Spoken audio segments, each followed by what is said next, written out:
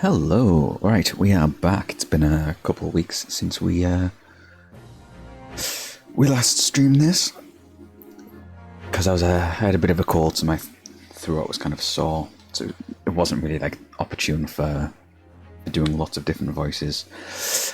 Which means that because it's been 2 weeks, I've completely forgotten what voice I've given everyone, as always. So I have to rediscover them on the fly. I actually kind of forget exactly where we were, or like what the last thing that happened was in the case. I know we're in the second half of the court case, which is going to be like the last quarter of this like whole chapter episode thing. So we figured out that the victim was holding a book taken from the Garadeb household, and that Natsume, is that his name? Natsume?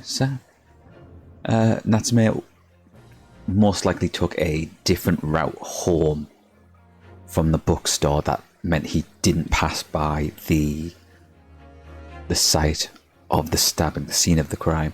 We interviewed the police officer and his wife. That was like the last thing we did. I don't remember specifically, like, that was what got us into the whole Garadeb thing with the book. Yes, I remember that.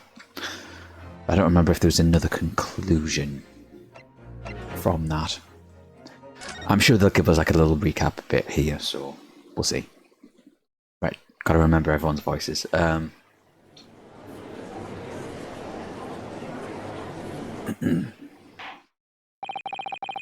I have considered the defense's counsel request for a further summation examination of the jury. Yes, we're back here again. We're doing this for the second time now.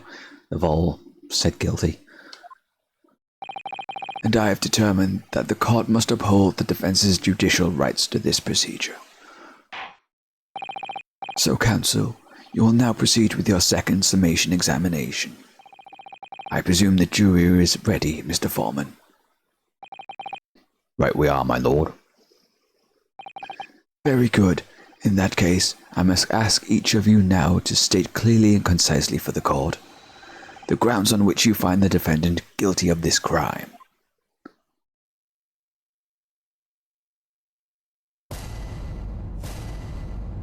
Alright, back to it. Yes, I remember, like, there was like the question of whether juror number 6, the old man on the right hand side, was actually the person that Natsume saw fall down, and he mistook it for the victim. The accused left behind evidence at the scene, didn't he? Those 3 books of his. Right, yes, the question we were left with is, how did the books that he dropped next to the old man end up like a street over where the victim was? I gave her a bit of like a Southern Belle accent, I think. If there was some novel alternative explanation about how the victim was stabbed, I might reconsider. Even if the woman was throwing books, it can't be related to this crime if the window was closed, can it? Dearie me, it was only a little book, hardly life-threatening, even with a direct hit. Look, I just want to get this over with. If I don't bring home some beer tonight, I'll be in a tidy bit of trouble. Come to think of it, come to think of it, we had a fire at home a while ago. It gave me the sneezes. Okay.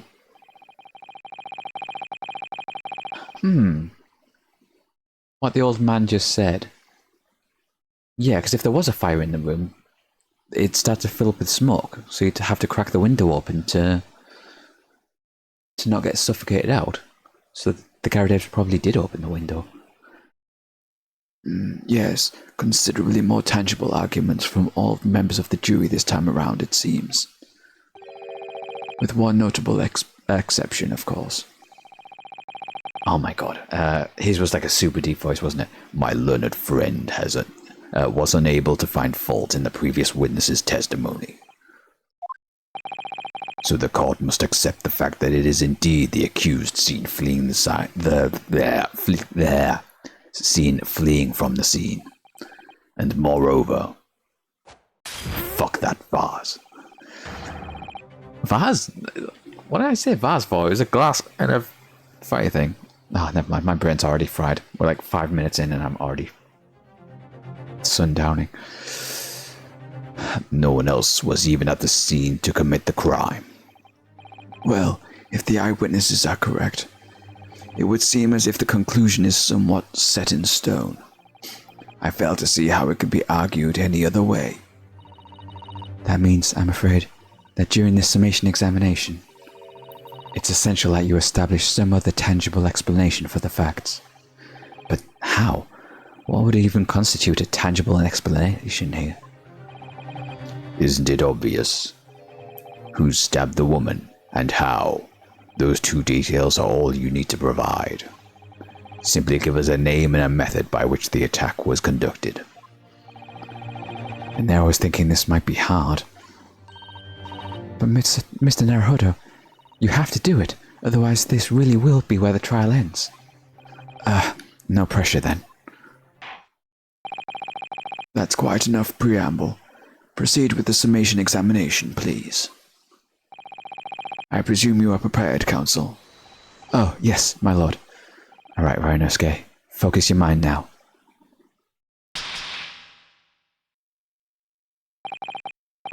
Clearly, the key to this summation examination is going to be the juror number 4, the maid, or should I say, Miss Garadeb. We have a book that disappeared from the Garadeb's house on the evening of the incident, and the 4th book found in the victim's hand. There must be a way to link the two. Yes, that's what we have to find. Using every technique I've learnt in my short career so far, whatever it takes. Don't forget to keep an eye on Mrs. Garadeb and how she reacts, even to the things other people say.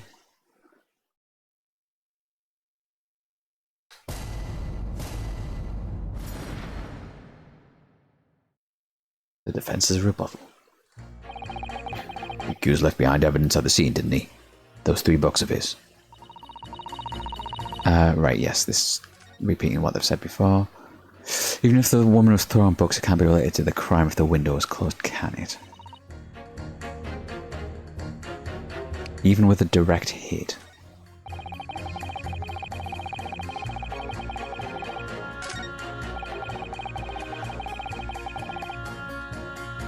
Alright, we'll go through and press everyone. And see how she reacts. But as we now know, there were 4 books, not 3. Well, what difference does it make? Is this the first time we've been able to pan across for the jury? I think it is.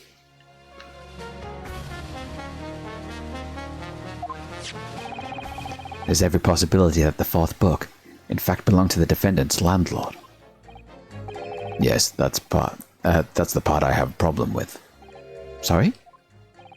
Well, at the point the woman was stabbed, the landlord fellow was at home, wasn't he? Enjoying a fiery scrap with his wife or something, you said. That's not exactly how I put it, no. Well, anyway, the point is, the fellow and his wife were somewhere else when it happened. I think that's what you might call a strong alibi. So it couldn't have been the landlord who did it, which only leaves the Nipponese fellow. Honestly, I can't see what all this palaver's about. It's a done deal, isn't it? I suppose it is, since I've nothing witty left to say. If there was some novel alternative explanation of how the victim was stabbed, I might reconsider. So, you might be willing to change your decision, you mean? Oh man, such delight on your face, but I'm afraid I shan't be swayed by emotion. Despite what you may think of me, I'm a very modern, metropolitan and rational woman. That's great. If one reads the morning papers, it's all forgotten by tea time, isn't it? So why read them in the first place? You see? Modern, metropolitan, rational thinking, wouldn't you say? And not at all extreme. As I see it, the overwhelmingly suspicious Japanese man has been implicated by overwhelmingly strong testimony. So despite 1 or 2 minor puzzlements, I do declare that the man is overwhelmingly guilty. Modern, metropolitan, and rational logic, wouldn't you say? Overwhelmingly. But us modern gals are always delighted to embrace new fads, you know. So I'd be only too happy to consider an exciting new theory if you could come up with one. I'd be happy to do that too, if only I could. Let's do our best not to disappoint the modern and metropolitan young lady. Right. I'm glad you omitted the rational there. Even if the woman was throwing books, it can't be related to the crime if the window was closed, can it? Hold it! I think you might have something, because you're like right next to her. So it'd be like much more like obvious when she's reacting, like you'd be able to see it on the side of the screen. But what about the possibility that the window was open? What about it? I mean, there's just no way it could have been. How can you be so sure? The prospector fellow over there said it earlier, didn't he? Winters in London are no joke. You don't want to invite that sort of cold indoors. So no, that window wasn't open.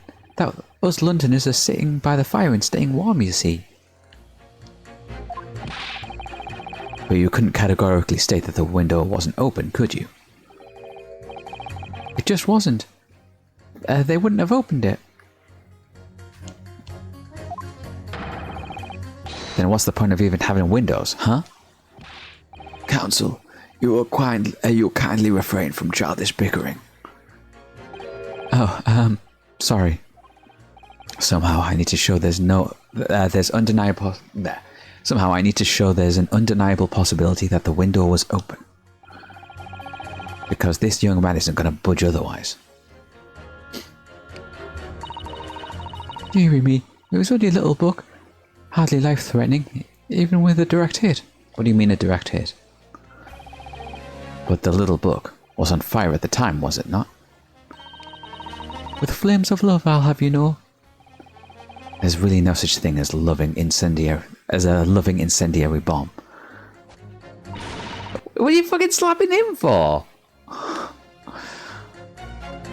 Well, he brought it upon himself. It's playing with fire to betray a fierce love. Isn't it? Well, don't you agree? Oh, well, any kind of betrayal is certainly a bad thing, yes. But I think the argument might have arisen out of your misunderstanding, Miss Garrideb. Stop slapping the dude next to you! Never you mind that. The point is, we were just having a jovial little dispute, nothing more. Dude, you've slapped him 3 times! And I won't have any more of these suggestions that it was anything whatsoever to do with this crime. Right, well, we'll see about that. What about juror number 5? She wasn't even reacting to anything there. She just slapped him for no reason. Come on. Miss Garrideb, goddamn. Poor Mr. Garrideb, jeez. He doesn't seem to be turning a hair at Mrs. Garrideb's relentless onslaughts. It's almost as though he's used to it. What a gentle soul he is. Yeah, he's used to getting beaten up by his wife. So he doesn't mind it when another woman beats him up? What? Look, I just want to get this over with. If I don't bring home some pay tonight, I'll be in a tidy bit of trouble. You just want to get this over with? How can you sit there and say something like that? A man's future is at stake here. I'll tell him and me both, like I said before. What? I told you already. I'm a day labourer, aren't I? If I don't bring home some readies with me tonight, you'll find me floating face down in the Thames tomorrow morning. What? You heard me. My missus isn't the one to mess about with, you know. She can be fierce, believe you me. Ah, that's why he doesn't mind getting this shit slapped out of him. Another shining example of marital bliss, then. A situation like this cropped up the other day. It was, well,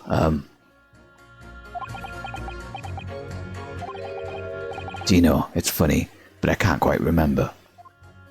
Sorry? It was too frightening. That's the thing. I must have blocked it out. Helpful. I wonder if Mr. Beat has... Mr. Beat! Oh my god. He gets beat by his wife. Jesus. Oh no, Beat was the cop. Yes. I wonder if Mr. Beat will ever be dragged into the Thames by his scarf. Don't even go there, Mr. Sato. Yes, Beat was the cop witness. There must be some other way to jog his memory about this. Come to think of it, we had a fire at home a while ago. It gave me the sneezes. Does that have anything to do with your decision about the defendant's culpability in this case? Sorry, what's that? You'll have to speak up, lad. Keep looking over at Mrs. Garadeb just to see whether she's reacting.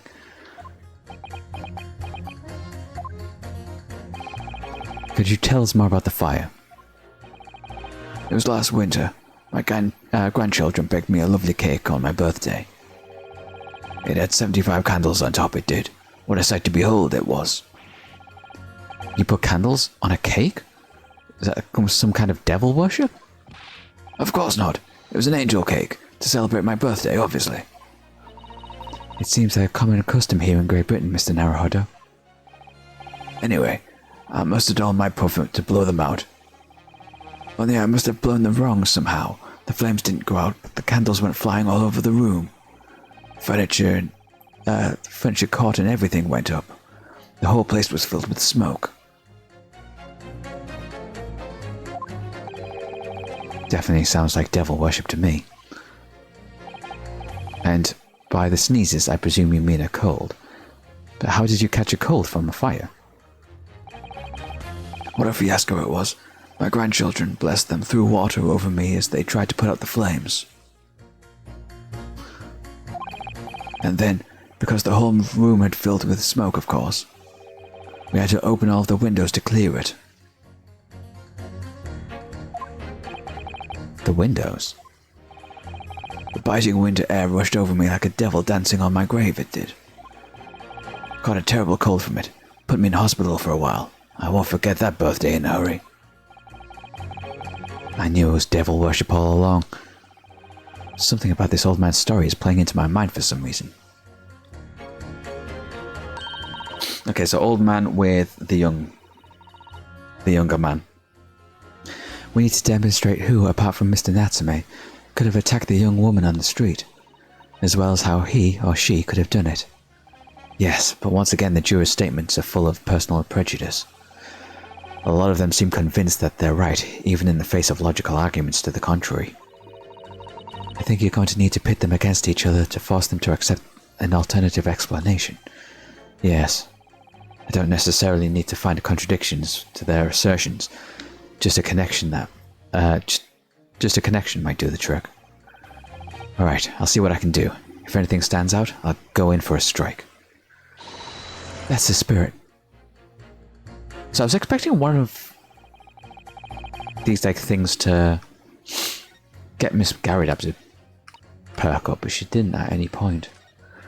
Okay, so if we pit the young man against the old man, see if this works. The two jurors' statements clearly contradict one another. They do? How exactly, counsel? Don't point at me again. I told you it wasn't me. What's that you say? Speak up, lad. Speak up. Juror number 3. Do you see? Oh, me? See what, sir? Did you hear juror number 6's account of his birthday celebrations last year?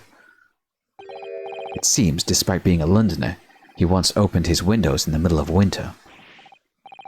Well, yes, of course, because it was an emergency. I mean, obviously, if the room was filled with smoke from a fire, you'd then be mad to not open the... Oh! I wonder if she's going to react to this one. Like this, pitting against each other. Exactly. On the day in question, at the time of the incident, there was a fire in the Garadeb household. and Mr. Garadeb had the following to say about it. The whole place was filled with smoke. Oh, my hat! Oh, there she goes. Excuse me. Juror number 4, do you have something to say about that?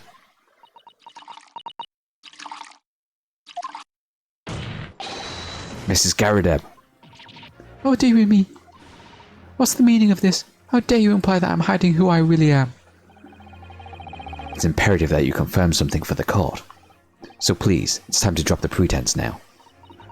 What is it? When the fire started in your house that day, did you or your husband open the window? What? I beg your pardon? What are you insinuating? The room would have been thick with smoke after the carpet and bookcase caught fire as they did.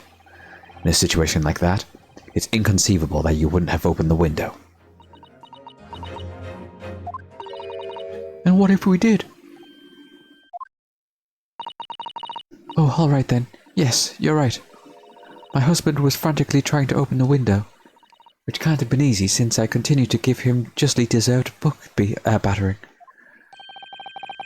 Even though your house was on fire?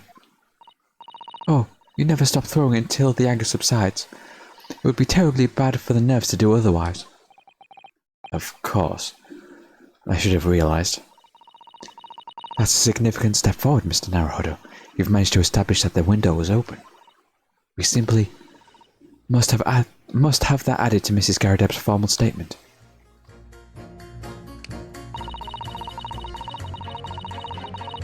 Now that you mention it, yes. The window was open at the time. I had clean forgotten, but it's true. Okay. Okay, we didn't actually finish pitting these two guys against each other, so we should finish that. Objection. Two statements contradict each other. Oh, this is different. I'm sorry, but as the foreman of the jury, I have to object. That's complete nonsense. What? I'm a bagger, don't forget. An educated man. There's no contradictions as far as I can see. Okay. Okay, I just had to do that in order to... Look. Okay, fuck. That was a mistake.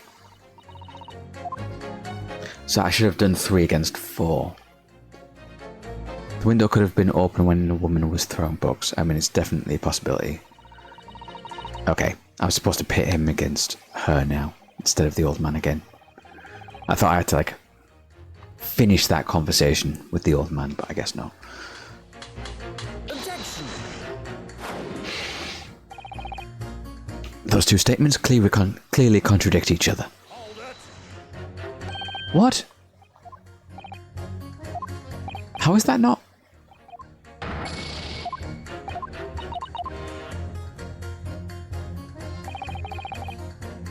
Okay, so let's press her on this now. Hold it. The 4th book found at the scene of the crime shows very obvious signs of fire damage. And the title of the book is The Lion's Pride. The same title, in fact, as the book Mr. Garadeb told us he had been reading. Well, I really couldn't say. On the day in question, did you or did you not throw it at your husband? I'll throw at your husband a copy of The Lion's Pride that he had been reading.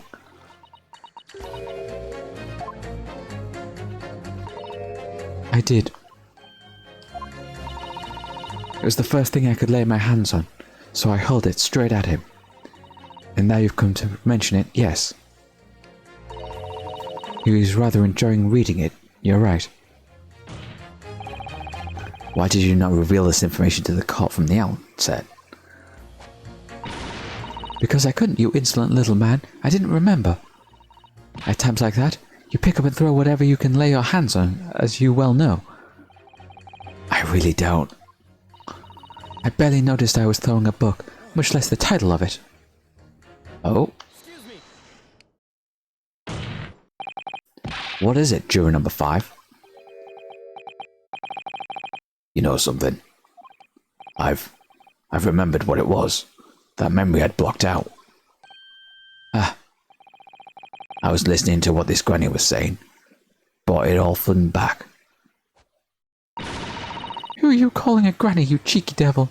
I'm Mrs. Garadeb, or the maid, I'll have you know. The man doesn't even flinch. Please tell me it's not because he's so used to being hit all the time. It was about 2 weeks ago now. I just got home after work, like. I put my hand in my pocket for wages I'd just earned that day. I nearly died. There was a hole. Every last penny had dropped out. Oh dear, what a disaster.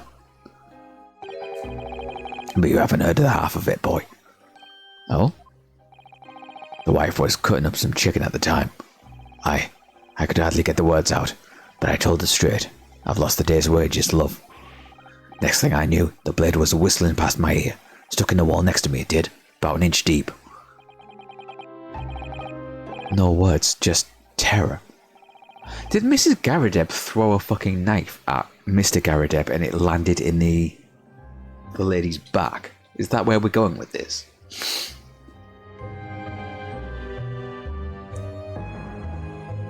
I could smell it then, you know. That god-awful stench of the Thames. I was sure I was going to end up face down in the muddy banks that night, I can tell you. Now, that's a real disaster, isn't it? I'll never use the words lightly again. Anyway, the point I'm trying to make is this. When women lose their rag, they'll throw everything at you. Knives, hatchets, hammers, you name it. Mr. Naruhodo, you mustn't think that all women are so short-tempered and unrefined. No, I wasn't thinking that. Throwing household objects at people is, well, it's so uncivilized. At least attack with honor, using a bow or the like. What? Attack? Who are you going to attack? Never mind. Anyway, this man's words could be rather significant, I think. Alright, we'll come back to the bow and arrow thing later, if I dare.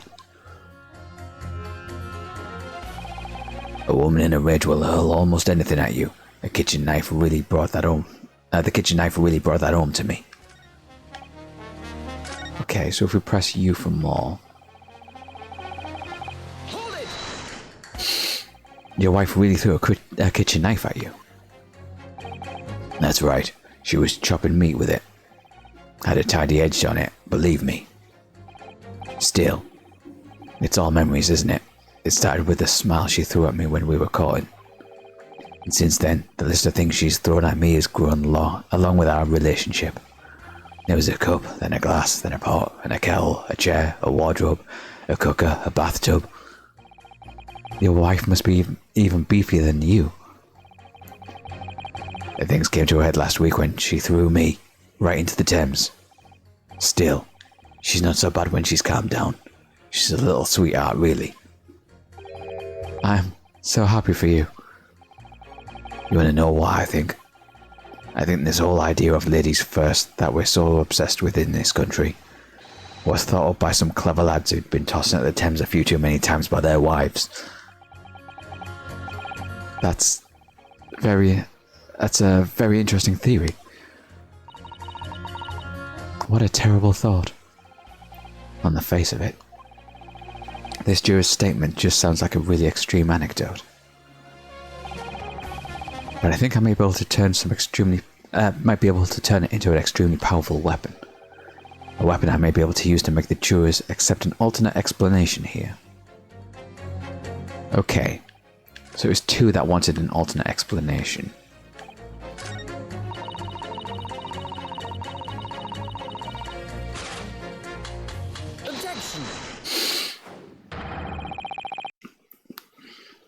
These two statements clearly have a deeply significant connection. Good grief, you mean they don't contradict each other? Explain, counsel, at once. Juror number 2, do you think perhaps that this could be one such novel alternative? Oh my, whatever do you mean? An alternative explanation as to how the victim was stabbed in the back. What are you talking about? We've demonstrated that the fourth book, The Lion's Pride, was found at the scene of the crime. Originated from Mr. Garadeb's room on the top floor of his house. Therefore, it's equally possible that some other objects beside the book could have found its way from the Garadeb household to the street below.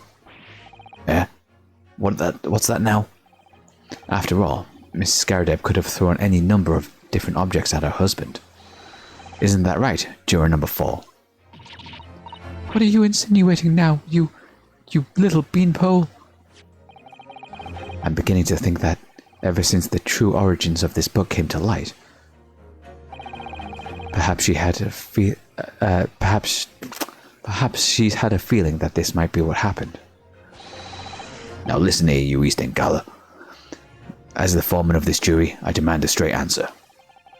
You give us a yarn about some other object making its way out of the house, but what? What was it? I'm really taking a big gamble here. That was a bold accusation to make, but I don't have any evidence to back it up. But I'm certain, at the very least warrants further investigation. Alright, Mr. Foreman, I'll try to explain the defense's theory. The other object that found its way from the Garadeb household to the scene of the crime was... Oh, whoops. Actually, I have to press triangle to present it. Juror number 4, Mrs. Garadeb. What? What now? I must apologize in advance for this, but I need you to confirm something else for the court. This knife.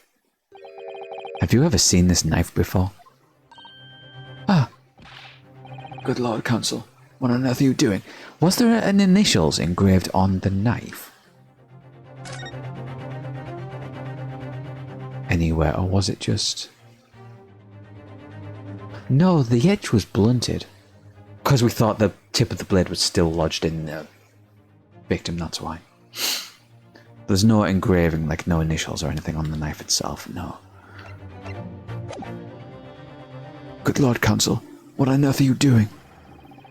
That's the weapon that was lodged into the victim's back, man.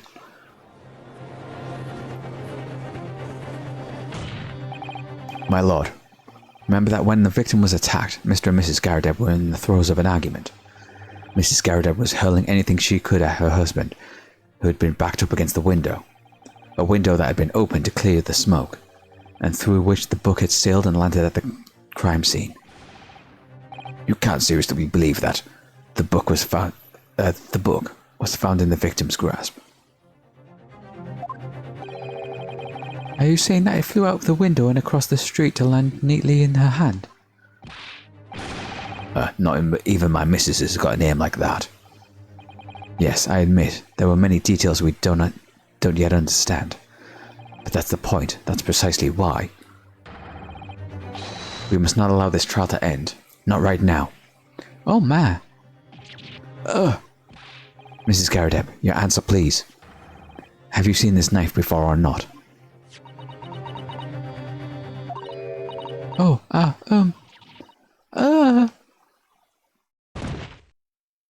Oh, damn. She good? My lord. I wish to change my decision. I'm a woman of my word, after all. Thank you, madam. Yes, I agree. I certainly didn't see this coming, but... I just don't think it would be right for this trial to come to an end now with so many unanswered questions. Mr. Foreman? I'd have to agree. Not that I think the granny did it, mind.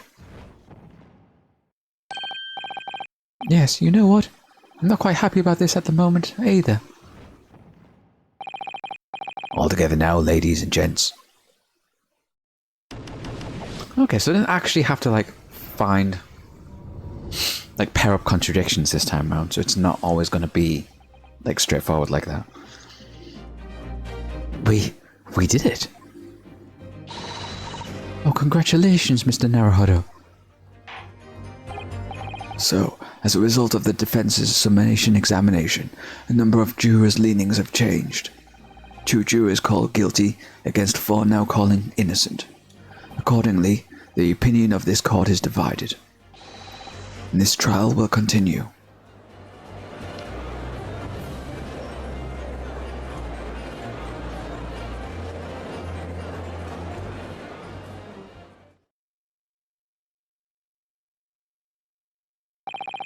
Now then, Lord Van Zieks, how does the prosecution wish to proceed?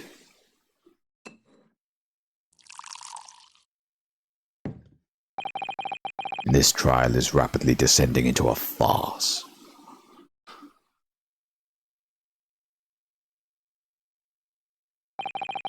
Like a corked wine, the first few sips are bitter enough.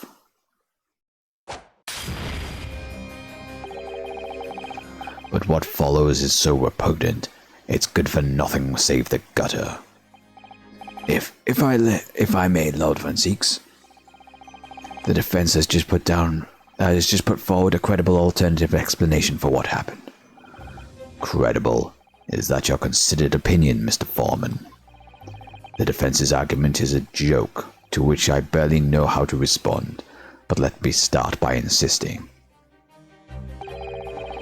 that you must all familiarize yourselves better with the relative positions of those places being discussed. What do you mean by that? What's his angle this time? It should already be more than apparent that between the crime scene and the Garadab household runs a rather wide street, Briar Road, which means that the distance from the Garadab's house to the scene is some, 15 yards. Let me see. 15 yards? That's around 14 meters. 14 meters? Oh, that's a little farther than I had imagined. And as ladies and gentlemen of the jury rightly noted as having potential significance, the 4th book was found in the victim's clutches.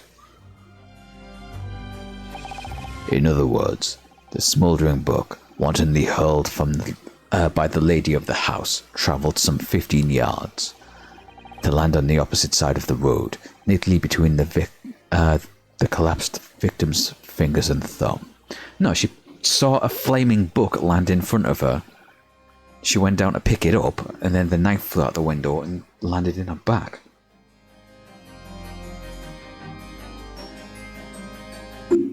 That's the explanation for it. That's my explanation for it. Oh, whoops, I actually didn't read that line out. History. Is that your final conclusion, my learned and deluded friend? Did the jackknife follow a near identical trajectory? Plunge into the middle of the victim's back. This fantasy is somewhat stretching the notion of having a bad day for the victim, I think. Even those pathetic serialized detective stories have more believable plots.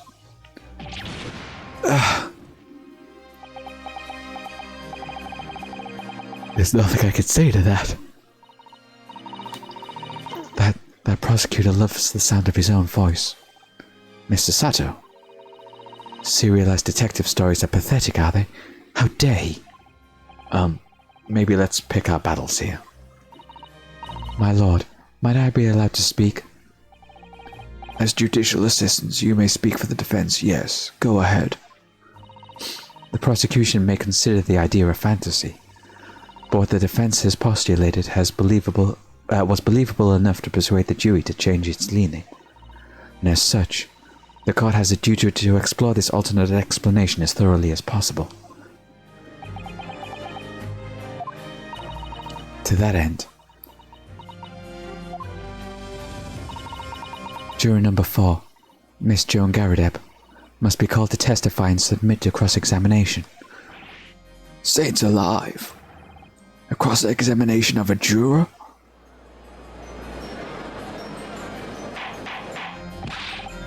Order, order, order! Well, this is highly irregular. It is unprecedented for a member of the jury to be summoned to the witness stand.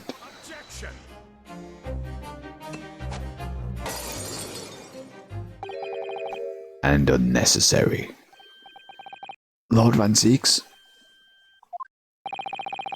There are already witnesses in the stand whose testimony and the defense may... Oh my god. There are already witnesses in the stand whose testimony the defense may further cross-examine. If my learned friend's farcical theory has any truth in it, then both the burning book and the jackknife must have flown through the sky before the couple... Then both the burning book and the jackknife must have flown through the sky before this couple's eyes.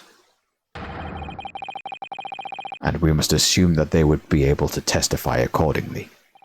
I don't remember what voices I gave those two. Jesus. Okay. What say you, witnesses?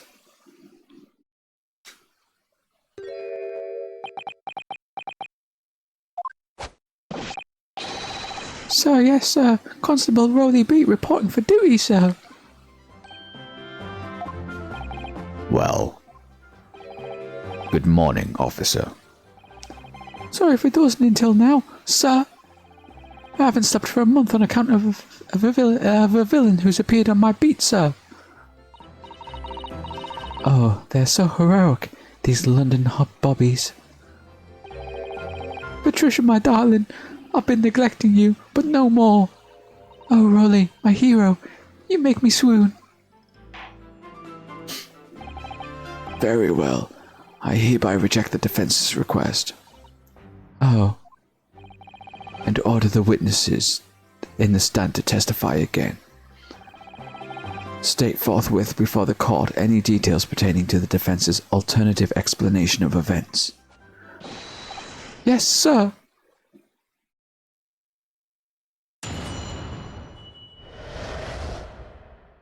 Alright, Constable Pete's second report.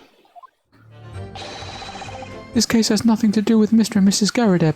Believe me, a London Bobby is good for his word. You see, sir, the windows on the top floor of the Garrideb house were top-hinged casements. Obviously, if anything had been thrown out the window, we would have seen it. I did leave the scene to go fetch help, but my trusty Rolly was there to make sure nothing was disturbed. I didn't take my eyes off this crime scene for one moment, sir. Nothing strange to report on that front, sir. Well, this is quite startling. Top-hinged casement windows. That detail was not in the police report, Constable.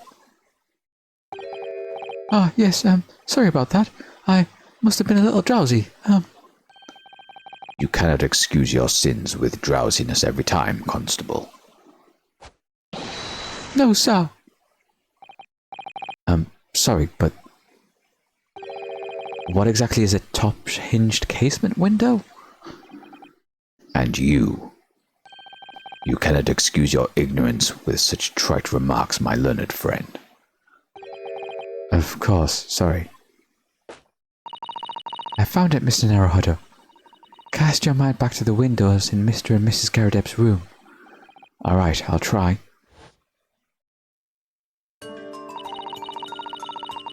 So the window opens in order to allow air to circulate inside the house. But as it's a top-hinged casement window, it swings open along the upper edge, you see. I'm glad you've rectified your ignorance. A casement window's most prominent feature is its stay, a metal bar that prevents the window from being opened beyond a certain amount. It prevents it opening? This is all news to me. Absolutely correct, sir. In other words, if a book or knife would have been thrown through the open window... yeah, the angle wouldn't have... it would have clattered against the pane and fallen straight down to the pavement below. No. You see the problem then? Good. Your education in windows is complete. There was never any possibility of either the book, Another knife traveling 15 yards over the road. That is, unless the window pane had been shattered, something we've discounted already. That can't be. Do you see that, Rolly? The young Japanese man's just collapsed in agony. Oh, yes, my darling, I saw it. I saw how he crumbled before me. Oh, Rolly, you're so strong. How is this happening? I haven't even started the cross-examination yet, and already my argument's been destroyed. Counsel, if you could drag yourself upright again, the court awaits your cross-examination. My lord. Oh good. Another desperate situation.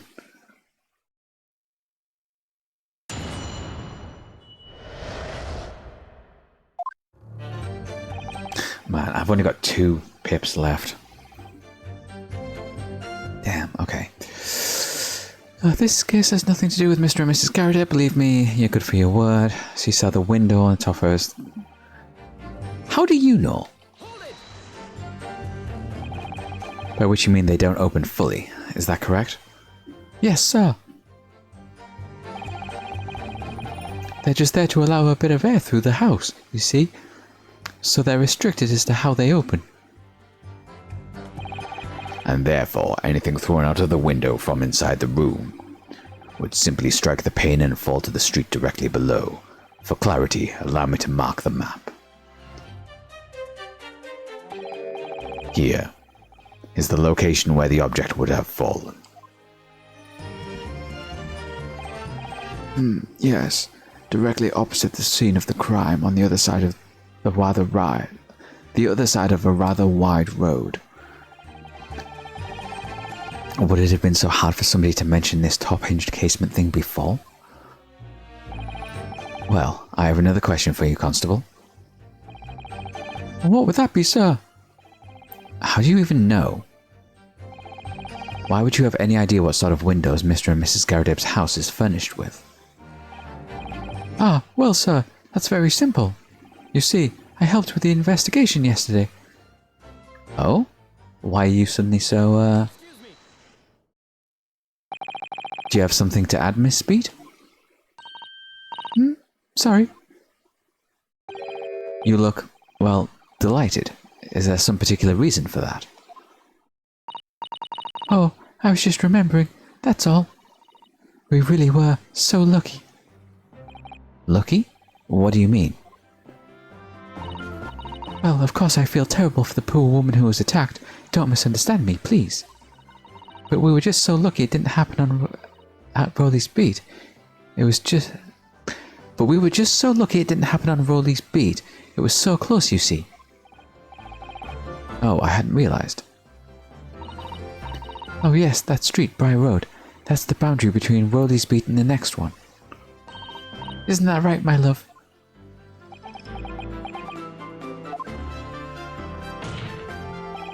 Constable Beat.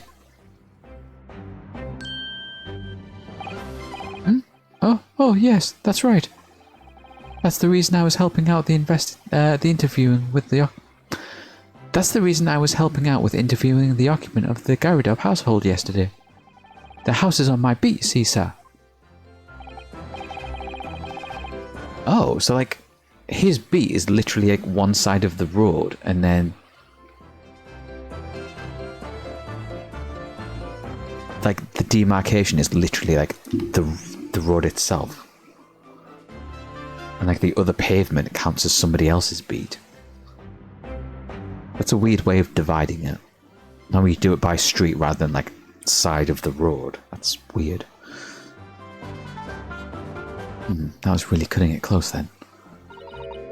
Constable, I wonder if you could clarify something. If the Garrideb household is on your beat, does that mean that the pavement next to it is as well? Outside Mr. Garrideb's house? Yes, ma'am. The pavement on that side of the road is part of my beat. I see. I was unaware of that. Just think, if the woman had been attacked on the other side of Briar Road, we would never have been able to go for that meal to celebrate our wedding anniversary. But that's the life of a Bobby after all. Wait, hang on, I'm getting a bit confused here. Like, I thought they were out for their meal when the attack happened, and then they stumbled across it.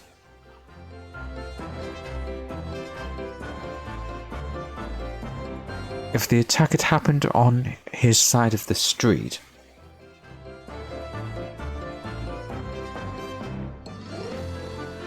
Did it happen on his side of the street and they just moved the body? Went for a meal and then reported it on the way back?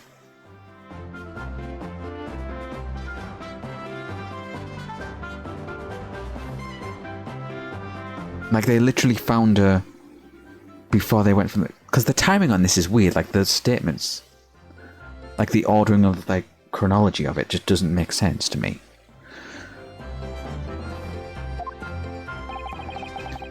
Extraordinary people, our Bobbies, tirelessly working for the benefit of all Londoners. Do you know what I think? I think it was the good Lord's way of rewarding my Rolly for all his hard work. Don't you think so, my darling? That must be it, Pat, my love. That must be it. I think perhaps we should make sure we have the information officially on record. Leave it to me, Mr. Naruhodo. I'll take care of it immediately. The pavement where the victim was found lies outside Constable Beat's beat, the border of which runs down the middle of Briar Road. Okay, I think I know where, like, the problem here is, but it's finding, like, the correct way of approaching it. And now it's my turn, I think. Obviously, if anything had been thrown out the window, I would have seen it. But according to my notes here, the sun had gone down. The sun had gone down already and it was dark. Oh, but Rolly and I were strolling along, gazing at the night sky and looking for our lucky star. Sorry? The star that will guide us to eternal happiness. Can it guide you to the answer to the question? If a flaming bucket cut across the night sky in front of us, it would have lit up like a shooting star.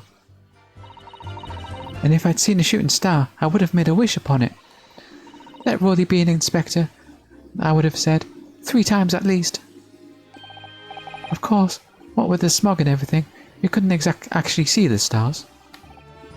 In short, you are trying to say that neither the book nor a knife crossed the sky before you. Sorry, I'm just...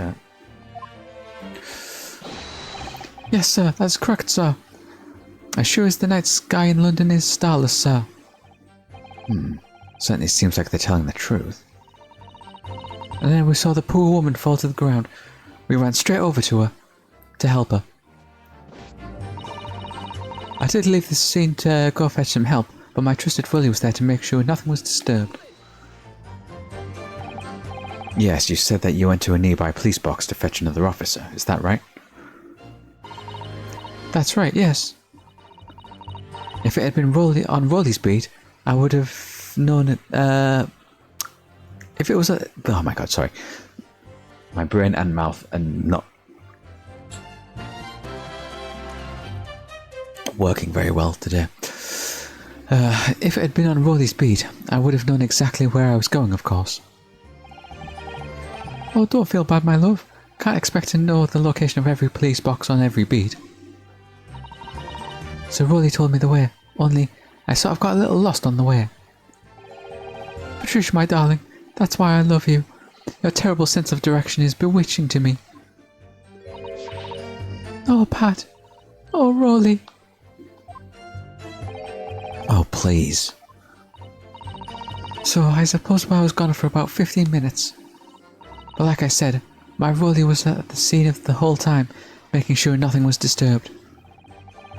I was off duty at the time of the course, but a true Bobby is never really off duty, sir. I didn't take my cry off the I'm scene for one moment, sir. Nothing strange to report on that front, sir. Nothing to report? That's correct, sir. I had my eyes wide open the entire time. Never looked away for a second. No one else approached the scene, and nothing was removed from it. I can swear to that on the odds honour, sir. Really? That seems a little strange. Beg your pardon, sir? Strange, sir? Seems altogether regular to me. This burnt copy of The Lion's Pride was originally in the Garadeb's household.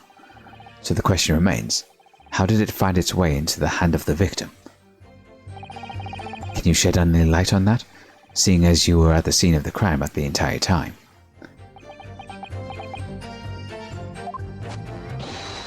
Ah, could it be a different copy, sir? One that just happened to be burnt as well?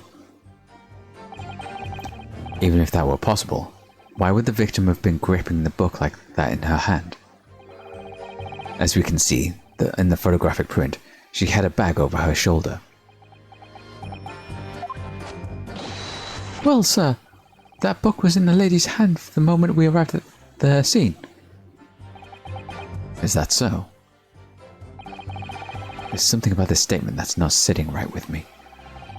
Two mysteries of how the knife ended up in her back and how the book ended up in her hand. There must be some common thread between them. I'm so sorry, Mr. Naruhodo. I had no right to speak out. What do you mean? I requested the cross-examination of Mrs. Garadeb without consulting you, even if the judge did deny me. Oh, I see. Well, I agree with you. We do need testimony from Mrs. Garadeb if we're ever going to get the truth of this matter. Do you really think so? Well, think about it. No matter how far it is across the road or how the window opens, Mr. Garadeb's book found its way to the scene of the crime somehow, didn't it? You're right. And then there was Mrs. Garadeb's reaction to me showing her the knife. The woman's hiding something, I'm sure of it. You're right again. We need to use this cross-examination to uncover more clues. We'll get to the bottom of this one way or another, I swear. Yes.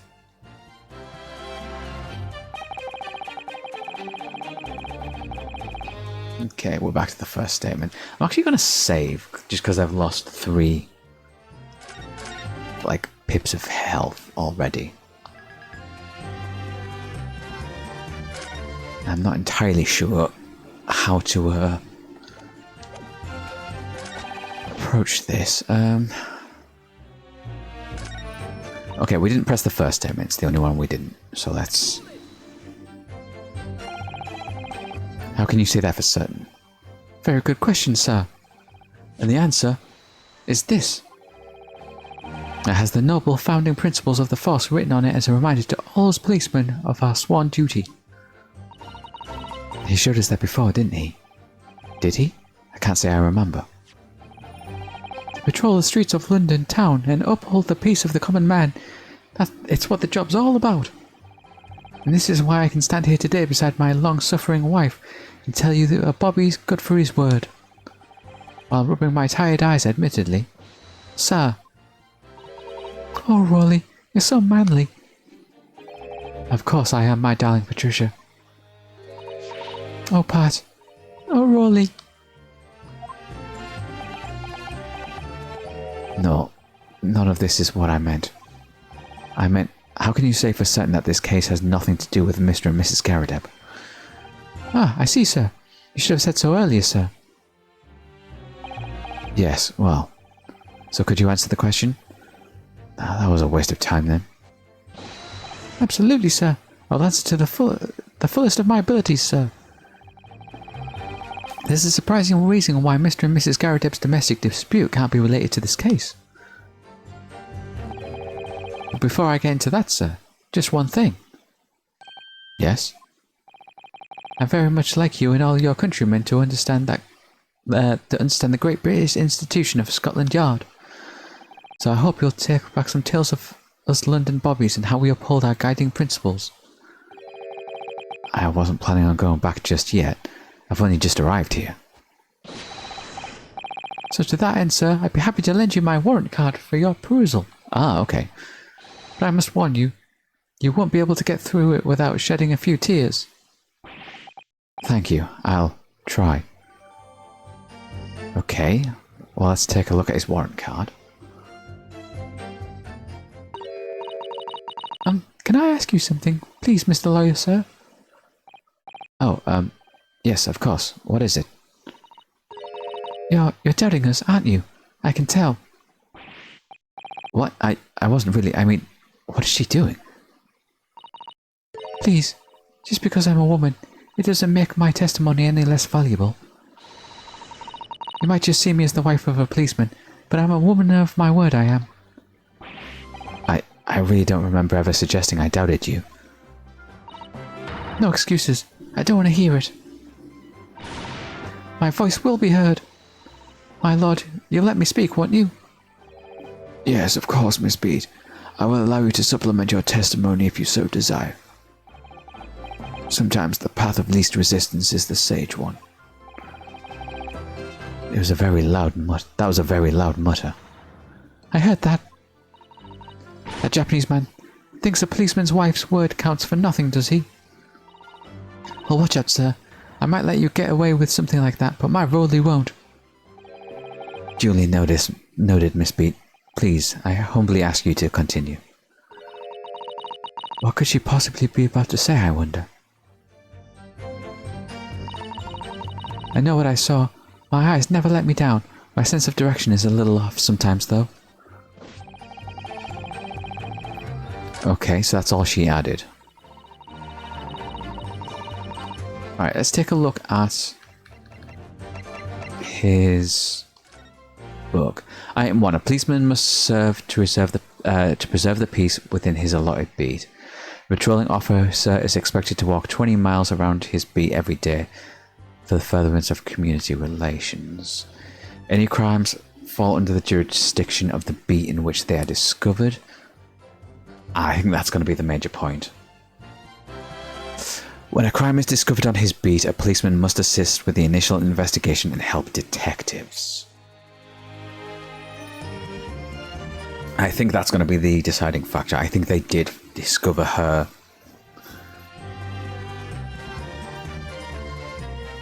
collapsed with the knife in her back as they were on the way to their like wedding anniversary meal. Decided to move her across the street to outside of his beat so they could go have their meal, and then came back and dealt with it.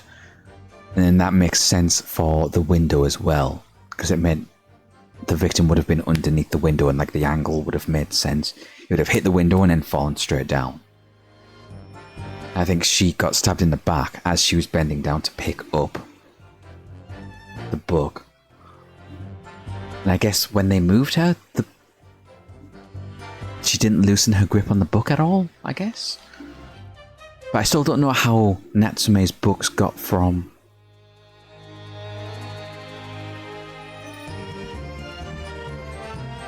the other street over to Briar Road. Or did we establish that the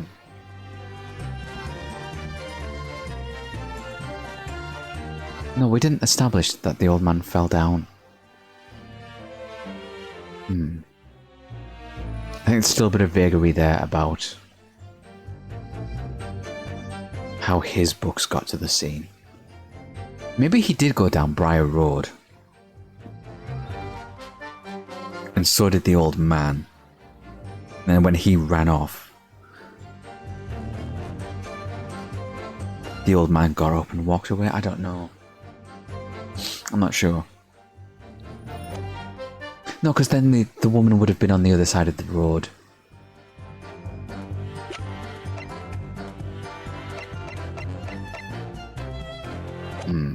Okay. Okay, let's press her. Her eyes never let me down.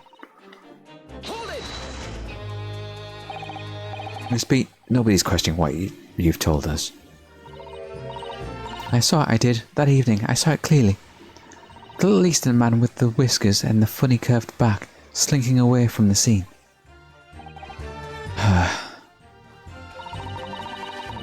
And I know what I didn't see as well. I didn't see any flaming books or knives flying through the sky. All very clear.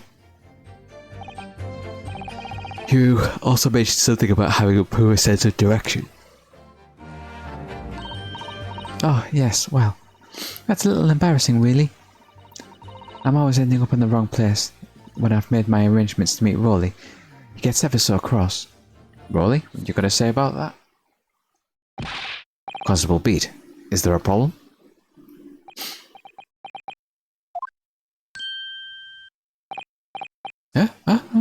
No, sir. No problem, sir. Did your wife's remarks just now bring something to mind, perhaps? Oh, well, in a way, sir. Yes, sir. I was just remembering that the same thing happened that evening is all. You mean Miss Beat lost her way? On the night of the incident? Well, you see, I sent her off to find the police box in the next beat over from mine. And she was gone for a fair bit longer than I was expecting. I thought she'd be back inside 10 minutes, but my darling was gone for a good 15. Oh, Rolly, you're such a tease. But the reason I was so long was because of the bouquet, you silly. The bouquet? Sorry, what bouquet are you talking about? Oh, it was a present for our wedding anniversary. Rolly's so romantic. He saved up for it with farthings and halfpennies he'd found in the gutter while doing his rounds. Yes, how romantic. I'd forgotten all about it until just now. Had you, my darling? Oh, yes. But that was just between us. No talking about it to anyone else, darling. You have to promise. Really? Oh. What was all that about? Constable Beat looks very obviously troubled during that exchange. I'm afraid I can't offer us any useful insights, Mr. Naruhodo. But I'm quite sure of one thing. We have to ask Miss Beat about the bouquet. Miss Beat, this bouquet you mentioned. I'd like you to add details about it to your testimony, please. Oh, really? Yes, I'd love to. Van Zeeks is quite interesting. He just kind of like sits back and lets things happen. And then he kind of like chimes into like try and kick the feet out from under you after everything's kind of already done. But he doesn't really object to any like specific thing in the moment. Or he rarely does, at the least. What happened was I dropped my bouquet and ended up losing my way for a while. You mean you dropped this bouquet at the scene of the crime? Yes, that's right. I was so upset. When I ran over and saw the woman with a knife in her back, I was so shocked I dropped the bouquet Rolly gave me. It was in a dark spot where the streetlights weren't casting any light, so I didn't notice at first. And then you went to the police box to report it to the policeman whose beat it was on. Yes, and I came back to the scene together with the other constable, you see. That's when I spotted my bouquet again. But the funny thing was, when I went to pick it up, it was nowhere near the victim's body at all. In case you need reminding, Miss Beat, the victim was not deceased. I was all flustered for a moment before I heard someone calling me from the other side of the road. Yeah, Rolly moved the body. There we go. Because her sense of direction was garbage, so she didn't realise that she'd come back to the wrong side of the street.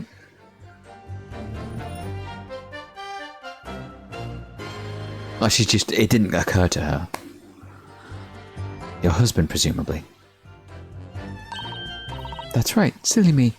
I'd gone over to the wrong side of the street. Although I'm going to blame the bouquet this time. I can't think of how it got there, really, I can't. So the bouquet somehow moved from one side of Briar Road to the opposite. Curious indeed. Isn't it? But the worst of it is, I forgot to pick up the bouquet again when we left the scene. That beautiful rose Rolly bought me, with that change from the gutter he spent so long collecting. By bouquet, do you perhaps mean this sorry solitary rose? Oh! Oh! Yes, that's it. That's the bouquet Rolly bought me for our anniversary. With odd bits of change found in the gutter. She keeps bringing that up. Maybe just call it a rose? Tell us, Lord Van Zieks, where did you come by this flower?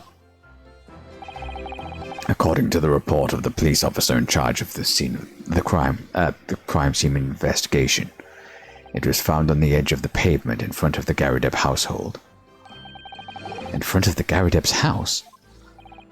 Although it wasn't noticed until the morning, as it lay where the street lamps cast no light. It was believed to be of no relevance to the case, since it was found on the opposite side of the thoroughfare. Well, thank you, sir, thank you. Could I have it back now, please? No, I think for good measure this rose should be added to the court record as evidence. Oh. Present for Patricia, beat from her husband Rolly. Shock of seeing the stabbed victim caused Miss Beat to drop the rose where she stood. But it's a symbol of our love. I want it back after the trial. Do you hear me? I want it back. Good grief. Rest assured, I shall do my very best not to forget Miss Beat. Didn't take my eyes off the crime scene for one moment, sir. Nothing strange to report on that front. Okay, so we have new evidence. Can we examine the rose? Is that okay?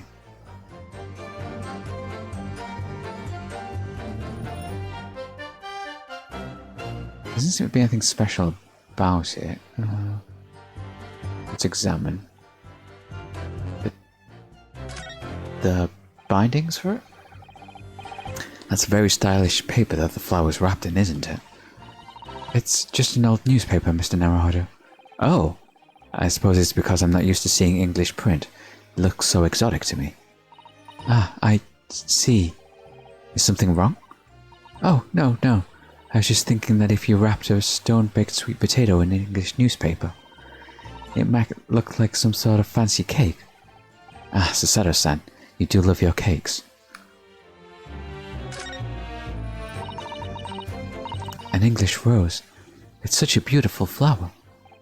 Ah, this is a rose, is it? I've never seen one before. Do you not take an interest in flowers, Mr. Naruhodo? I wouldn't say that exactly, but I do know 3 types at least. Gosh, 3? Yes, plum blossom, peach blossom, and cherry blossom.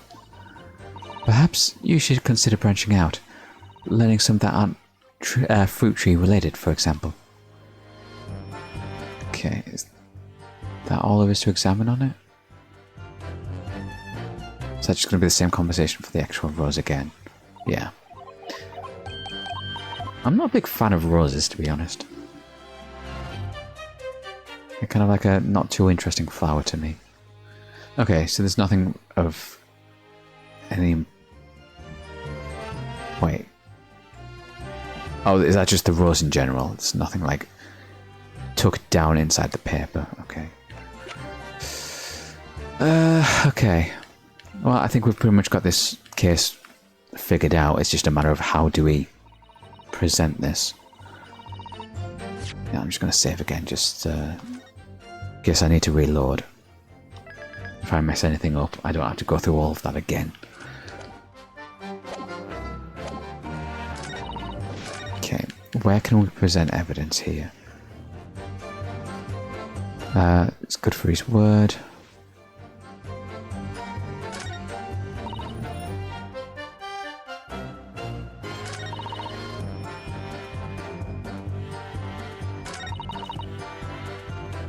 Drop my bouquet and ends up losing my way for a while.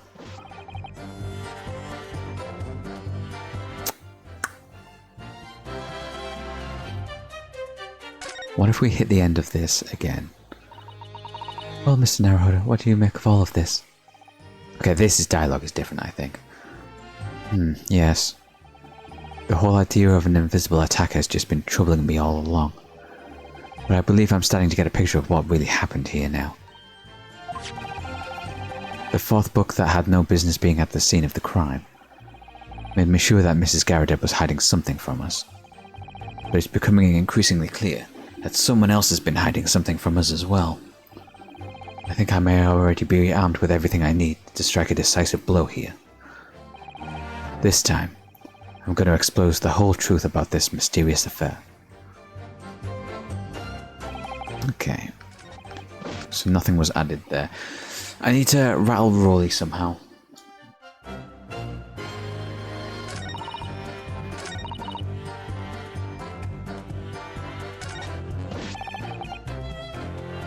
What if we press you again?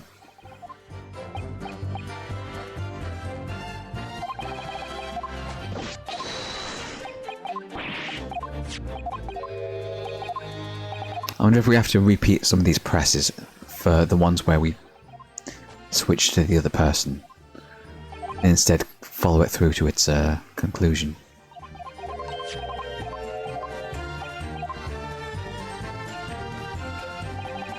Okay, let's press these again, see if any of these have.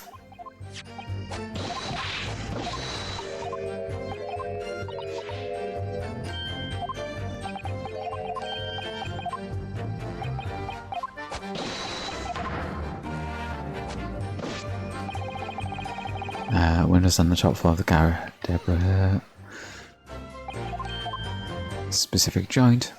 I can't remember which ones gave us new thing. I think it might have been the third and fourth.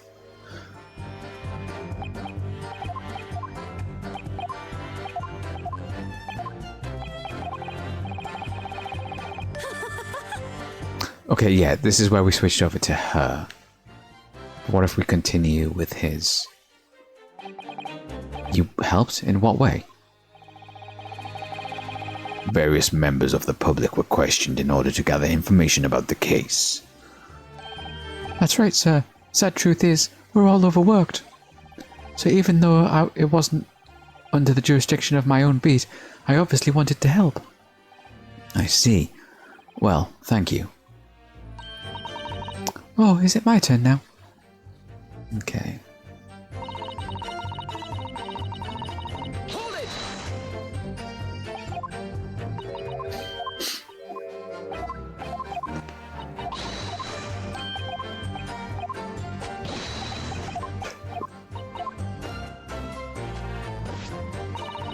I did leave the crime scene to go fetch help. I think this might have been the second one where...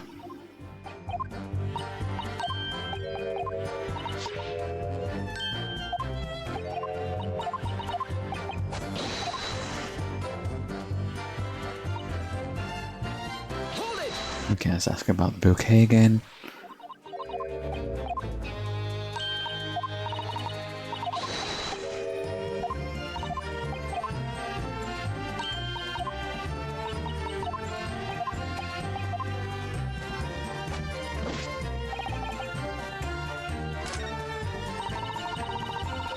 What was that last thing he said? Can I look at the history? So the bouquet somehow moved from one side of Briar Road to the opposite. Yeah, that's kind of what we already figured. I'm not sure what I'm supposed to present here. I didn't take my eye off the crime scene for one moment, sir. Nothing strange to report on that one, sir. Then I guess we present the flower? The bouquet and ask him why that's weird? You claim, Constable Beat, there was nothing to report in the 15 minutes or so you were guarding the scene. But that cannot be. What? What do you mean to say? In your testimony just now, Miss Beat, you explained to the court that when you arrived back at the scene of the crime with the policeman assigned to that beat, the bouquet you had dropped from the victim's side was no longer anywhere nearby. Yes, on the opposite side of Briar Road, where the victim was attacked.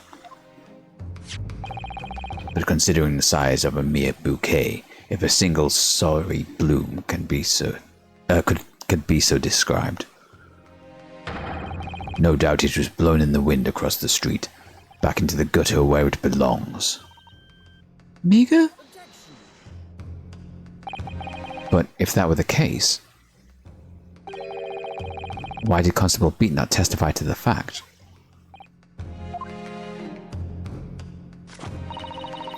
No one else approached the scene, and nothing was removed from it. Constable Beat swore to that on Scotland Yard's honour. But the bouquet belonged to me. It has nothing to do with the case.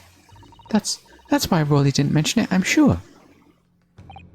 No, because sadly it's not your... No, because sadly it's not only your bouquet we're talking about here. More than one thing in this case is mysteriously the wrong way around. What are you talking about? Think about it. Besides Miss Beat's bouquet, there's Mr. Garrideb's book. Mr. Garrideb's copy of The Lion's Pride, which was thrown out of the window by his wife, would have struck the pane on the casement window and landed here, on the west side of the street. And yet, it was actually found here, on the opposite side of the road in the victim's hand. Meanwhile, according to the testimony we've heard, Miss Beat's bouquet should have been dropped here at the scene of the crime on the east side of the street. But in fact, it was actually found here on the opposite side of the road, in front of Mr. and Mrs. Garrideb's house. There's no logical explanation for those things, unless somebody deliberately moved them.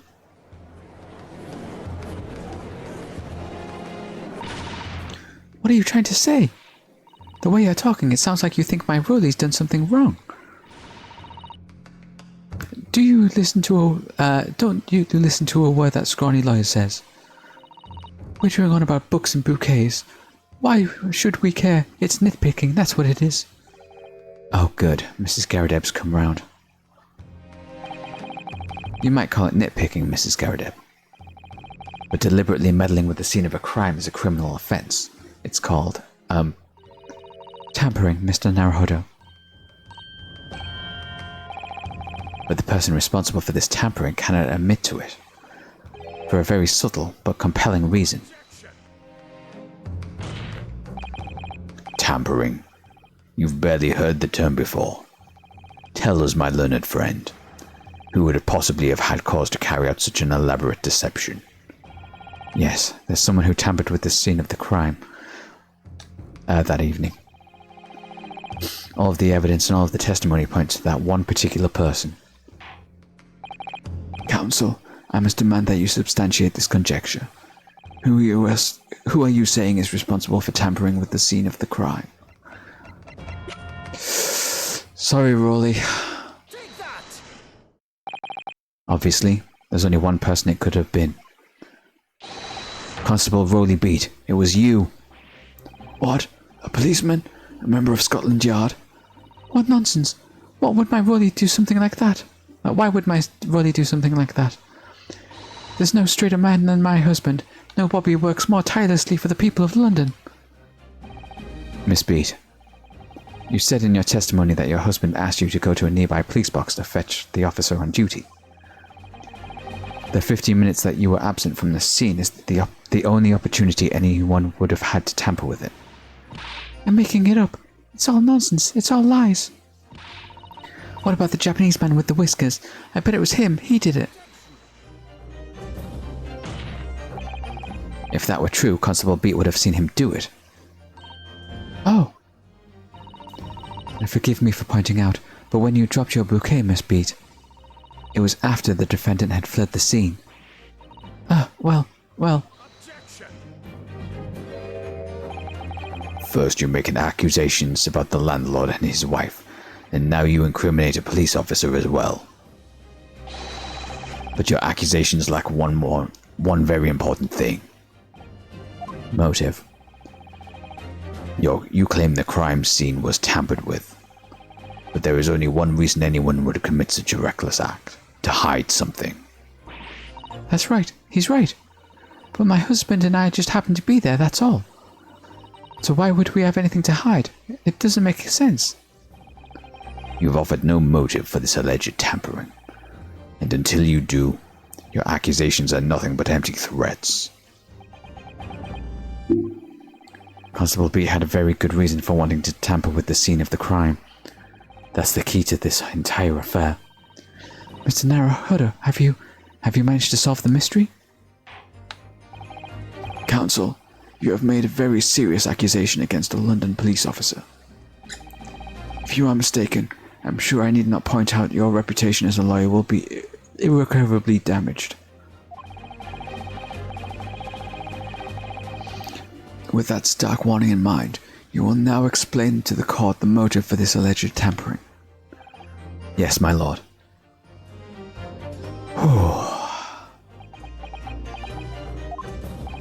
Constable Beat's motive for tampering with the crime scene was to hide where the victim fell. Where the victim fell to the ground. That is what this Bobby had to cover up at all costs. What? Where the victim fell? You mean where she was attacked? What are you talking about? I told you at the very start, didn't we? On the pavement of Briar Road. We saw it happen, remember? It was right here, as if anyone didn't already know. That's certainly what everyone has been led to believe. But in fact, this isn't where the victim was stabbed at all. What? What?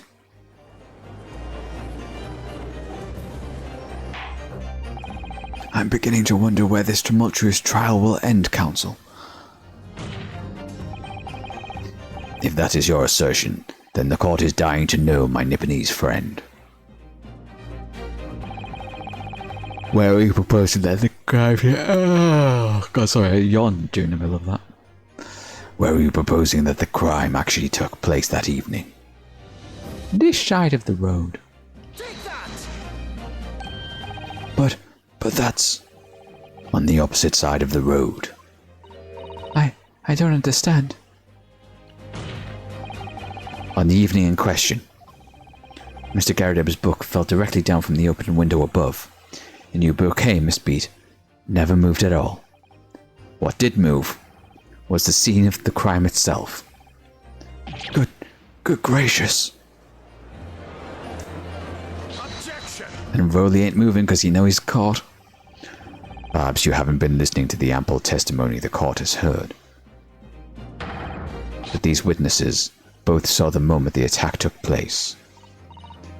Yes, that's right. I saw it with my own eyes. It was 5 o'clock in the evening and already dark. There was the typical London fog on the ground. When you saw the incident unfold and ran to the victim's aid. That was actually the west side of Briar Road. No, that's not true. It can't have been. Constable Beat then arranged for you to be absent for a while by sending you for help. During the 15 minutes you were away, he transplanted the crime scene. He moved all the things shown in this print, the victim herself, the 4 books. He moved everything, in fact, to the pavement on the east side of Briar Road. Extraordinary. But the constable overlooked one thing. What? What did he overlook? The bouquet, I presume. Exactly. The prosecution told the court just a few months ago about the discovery of the rose bouquet. Lord Van Zeek said it wasn't noticed until the morning, as it lay where the street lamps cast no light. Yes, it couldn't possibly be seen in the dark, obviously. Which is why it was only the bouquet that was found in its original position on the pavement on the west side of Briar Road. And that is the defense's theory about what really happened that evening. How do you respond, Constable Rowley Beat?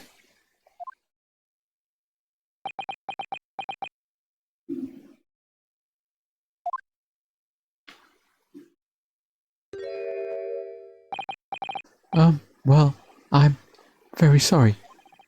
I didn't mean to nod off again. but I haven't slept properly in a month. Did I miss anything important? Oh, Rolly. It isn't true, is it? What the lawyer said is all lies, isn't it? I know it is because you're the most upstanding, righteous man I know. I had a dream, a terrible dream. All the things I did that night, everything come out, everything exposed. Only it seems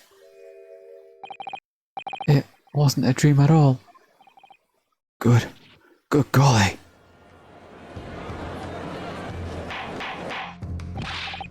Order. What on earth is the meaning of all this? Oh, Rolly, why? Why would you do something like this? Moving a corpse is a criminal offense, isn't it?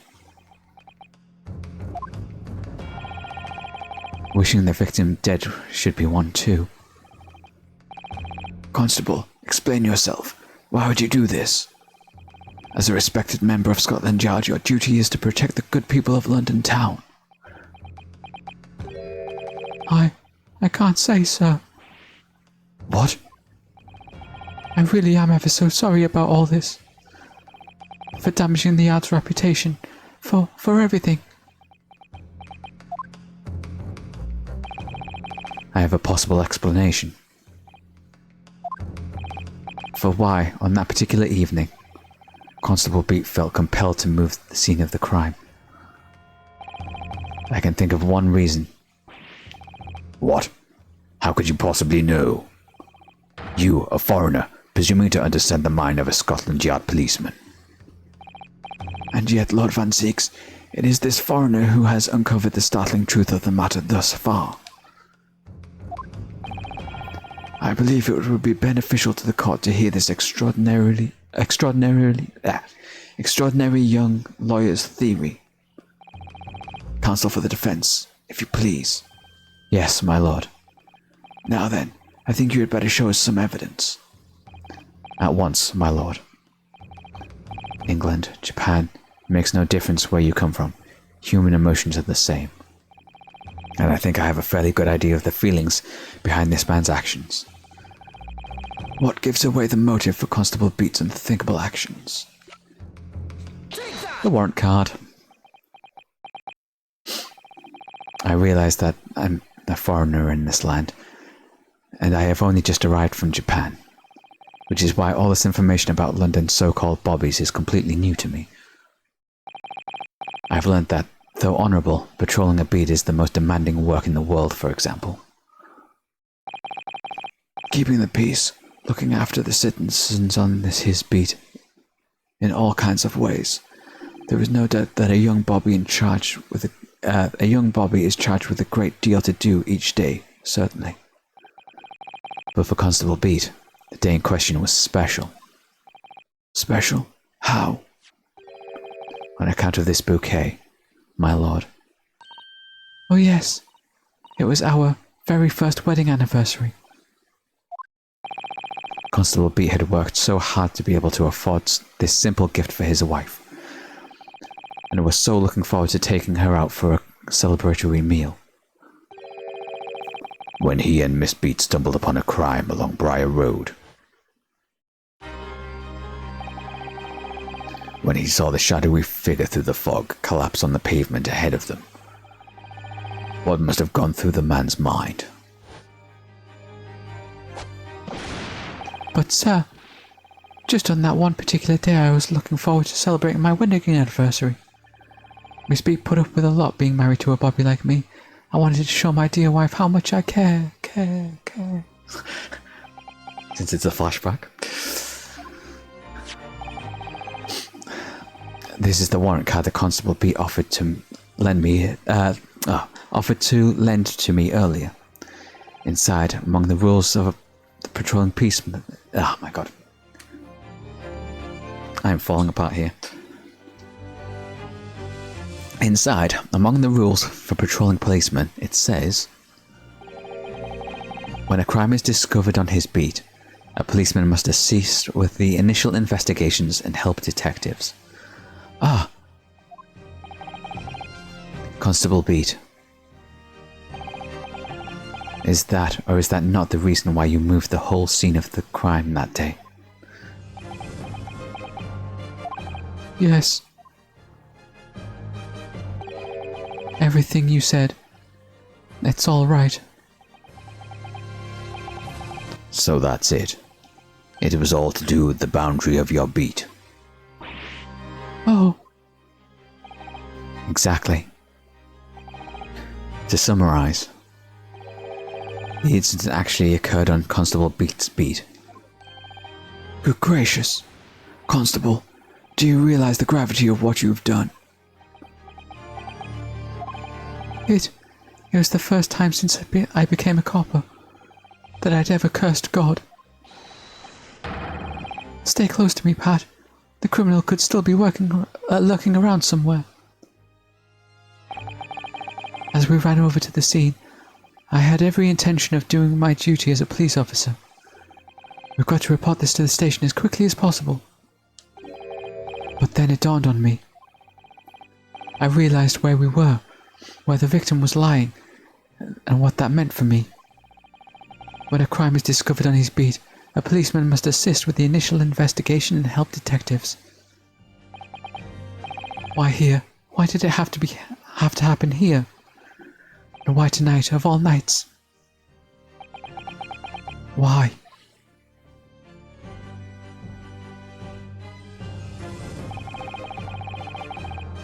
It's a copper's job to guard the scene of a crime, so I told Pat she had to go to the nearest police box and fetch whoever was on duty there.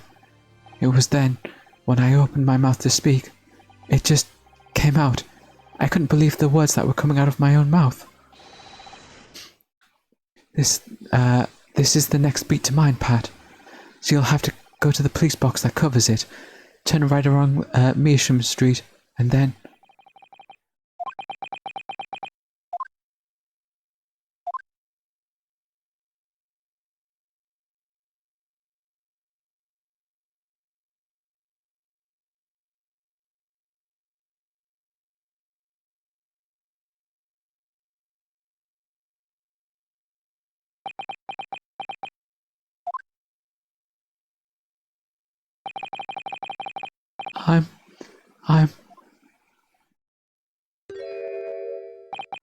I'm so sorry. I'm so sorry. Oh, Constable. I just wanted... just that one night to take my Patricia out for dinner. Oh, Rolly. Just that one night.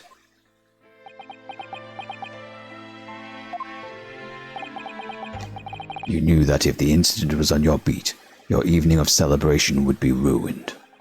And so you decided to move the entire crime scene outside of your jurisdiction. Just across the street to the east pavement of Briar Road, which falls into the neighbouring beat's care. You see, I thought... Well, I was sure the victim was dead, you see. I beg your pardon? Oh, of course he did. Otherwise my Rolly would never have left a poor woman to freeze on the freezing cold pavement. Ah, I see your meaning now. But God got me back for my sins, didn't he? That's why I missed the rose I bought for Pat.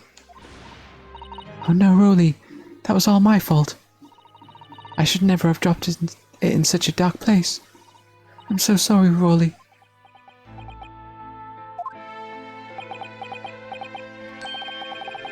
And can you tell us, Constable,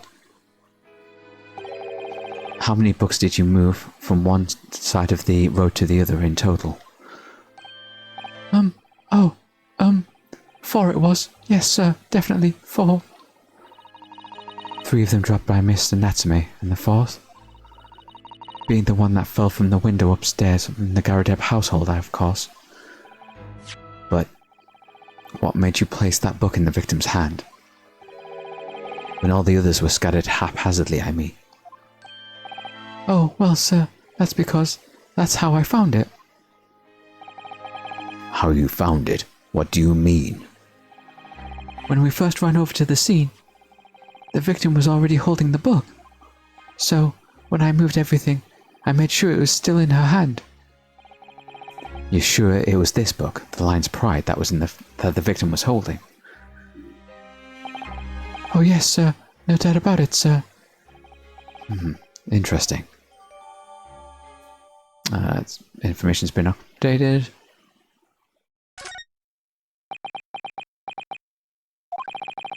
I thought it was an opening and shut case at the time, you see.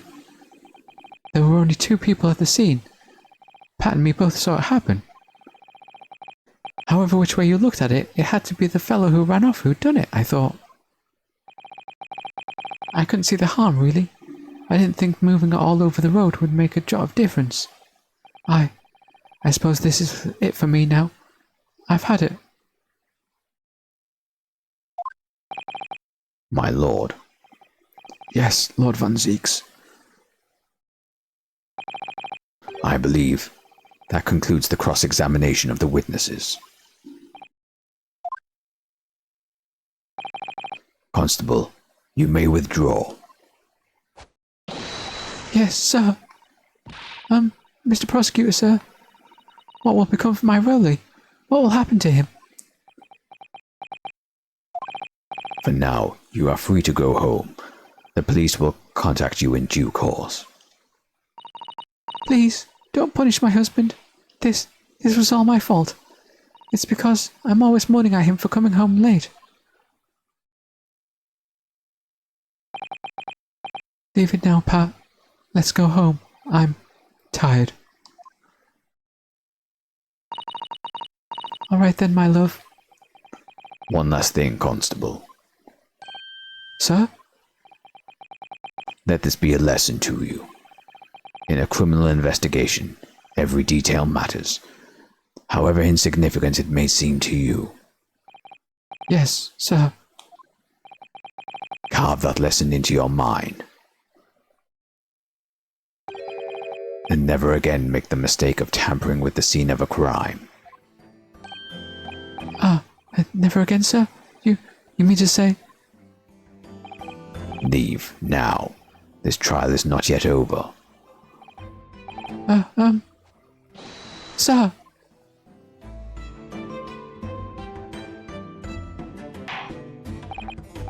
Well, quite a startling revelation, I must say. I'm actually going to take a quick break. I'm going to take a bathroom break and grab a quick snack because I am starving. So my stomach is rumbling and I don't know whether it's picked up on the microphone or not, so let me go do something about that. I'll be back in a few minutes, won't be too long.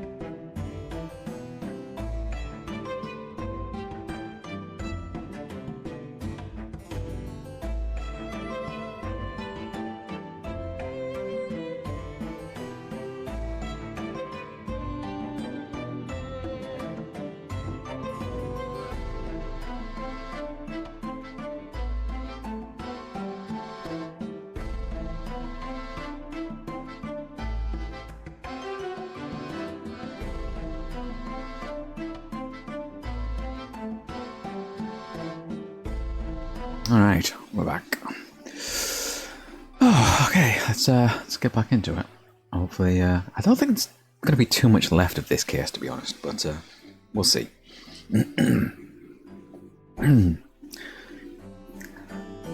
Well, quite a startling revelation, I must say. Whoever thought of a third party transplanting the entire scene of the crime like that? Indeed, my lord. Nevertheless, there are still some immutable facts here. Principally, that the accused, Mr. Saseki Natsume, is the only person who could possibly have committed this crime. No, I disagree. Now that we know the true scene of the incident, there is someone else. Another person who could be responsible for the knife in the victim's back. Forgive me for being so presumptuous, but I believe the prosecution is probably well aware of the possibility already. Lord Van Zieks, is this true? Very well. Name the person if you will, if further investigation is warranted. The prosecution has no objection to the trial continuing. You will name this other person who could have perpetrated this crime. Sorry, Miss Garadeb. The defense would once again like to request the cross-examination of a new witness, my lord. Once again? My assistant made the same request earlier. In order to finally reveal the truth about this case, it is imperative that we cross-examine juror number 4, Miss Joan Garadeb. Me? Oh, dearie me.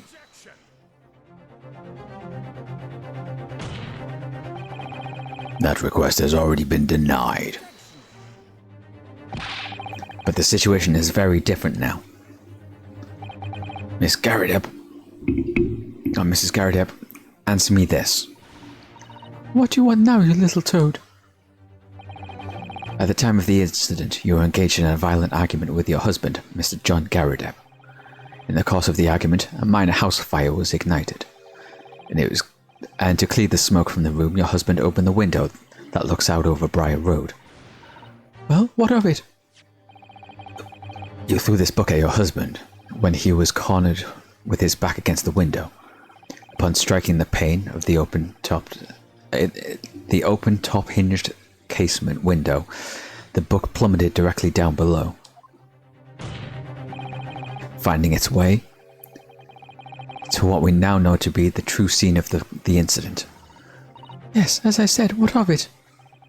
During the argument, you were beside yourself with rage. As such, you threw not just books, but anything you could lay your hands on. So, let me ask you one more time, Miss Garadeb. This knife, the one removed from the victim's back, have you really never laid eyes on it before?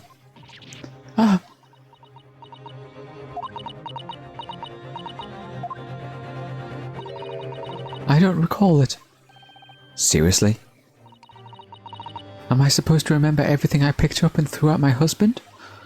And anyway, the man over there in all that regalia said members of the jury needn't testify, didn't he? Conveniently, yes. No, I have no recollection of saying that at all. Juror number 4. Oh, Make no mistake. You jurors are not special in any way. You are not immune to judicial process. If you know something about this knife, madam, let the truth come out. but that's just a common or garden knife. It could have come from anywhere. We have several like that at home. If one went missing, how would you expect me to know? What's that? Are you joking? What are you saying? Please, Miss Garadeb. I keep calling him Miss Garadeb and it's Mrs. I keep messing that up. Now you listen to me. I refused to believe all this nonsense. I couldn't bear the thought that I'd injured someone. Do you hear? I couldn't bear it. Oh, the poor woman. So, yes, I want evidence. I want to see hard evidence if you're going to insist on this being my fault. You're going to have to prove to me that I threw the knife, if that's what you think. Come along now, chop chop. Do your worst. Well, Mr. Naruhodo, if we had evidence like that, believe me, I would have thrown it at her already. Then take the stand, juror. Oh, The prosecution does not object to the defense's request to the cross-examination of this woman. Thank you, Lord Van Zeeks. I'm going to have to testify? Juror number 4, as I'm sure you will appreciate, having observed it with your own eyes today. Witness testimony can lead to the most extraordinary truths being unearthed. Truths of which the witnesses themselves may not even have been aware. Oh, dearie me. So I demand that your full and unadulterated testimony, Mrs. Garadeb. And mark my words, in this court of law today, we shall extract the truth. Do you concur, counsels? Certainly, my lord. Oh, that's what I'm hoping for, my lord.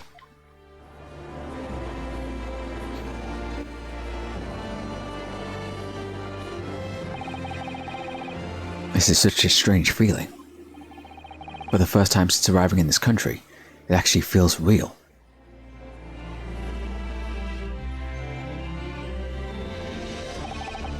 I'm here, in the Old Bailey, and I'm a lawyer.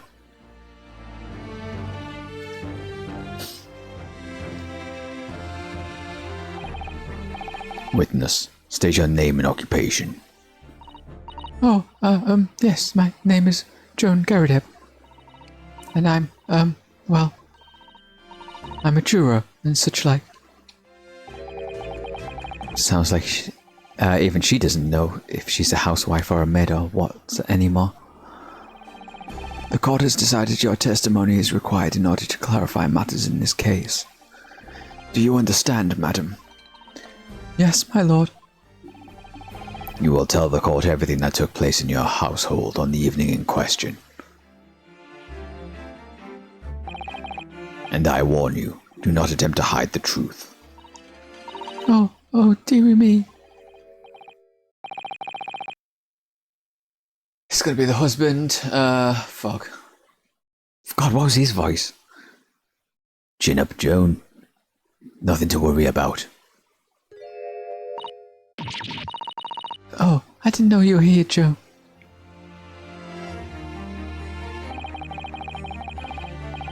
Did I call him Joe there? John. Wasn't only you in the room that day, was it, or old thing, was it? Rather, I think I ought to testify as well, don't you? But what about your knee, dear? Don't you worry about that. I hardly notice it. I'm not the sort of chap to leave a comrade to face disciplinary action alone. Oh, John. I presume you are Mr. John Garadeb. Yes, sir, former second lieutenant of the 3rd Regiment of the 4th Northumberland Fusiliers, sir. Seen my fair share of action and now living a quiet life, as it were.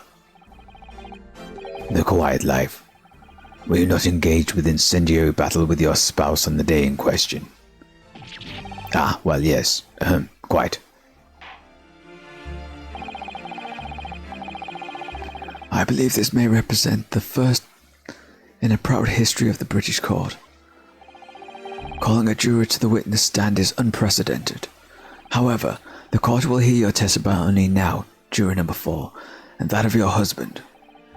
You will recount clearly and concisely the events in your home at the time of the incident in question. Sir, at once.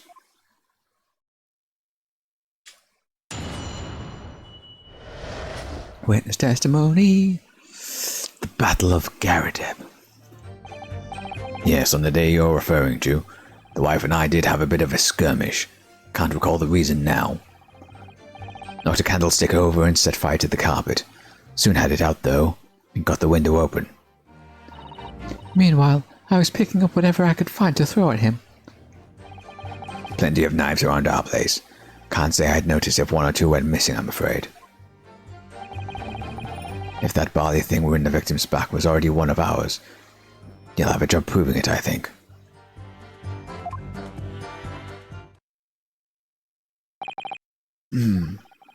It sounds as though it was quite the battlefield in your household that evening. Although, an entirely one-sided assault it seems.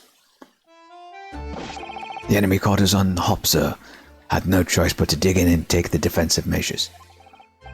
To be honest, the enemy had kept shelling us for another minute, we'd have been toast. Of course, a veteran such as myself is only too aware that on the battlefield, you're just a gnat's whisker from death at any moment. Are we still talking about a marital quarrel here? Well, I must say I'm dubious that this testimony will shed any light on the origins of this jackknife. In combat, one's focus narrows such that surroundings are barely noticed. These witnesses may not be able to offer much more than they have testified already. This may be a dead end. Van Zieks may be Van Zieks may well be right. Well, whatever the chances, we only have this last cross-examination to uncover the truth, Mr. Naruhodo. Yes, I'm afraid so. Very well, counsel. Begin your cross-examination.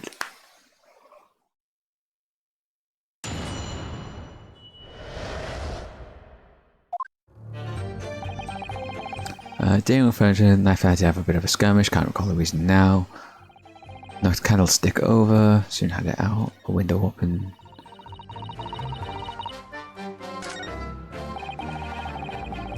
Okay, let's press about the knives. Sorry, would you care to elaborate? Nothing to say, really. Rather partial to a spot of carving, you see. Pipes and whatnot, fishing tackle, you know, that sort of thing. It's a passion we both share. I like to carve little wooden trinkets too. And then there's my leather work.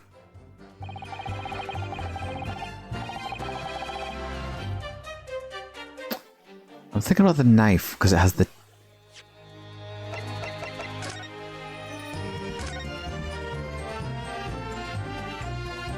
Because the tip of the knife is very, like, specifically rounded. I wonder if that's like a deliberate thing. It's used for a specific, like the leather cutting that she just mentioned. Maybe. Sorry to say we're always losing knives about the place. We have dozens of the things. They sell them at the market sometimes. 20 for the price of 19.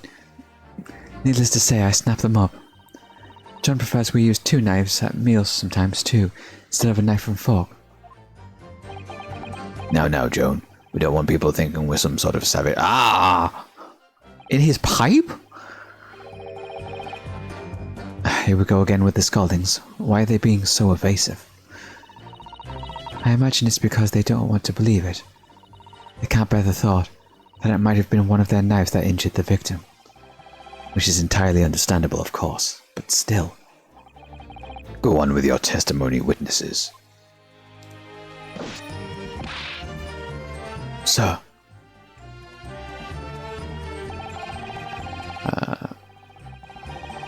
Have a hard time proving it. So you have no intention of admitting it was your knife, unless we can produce proof.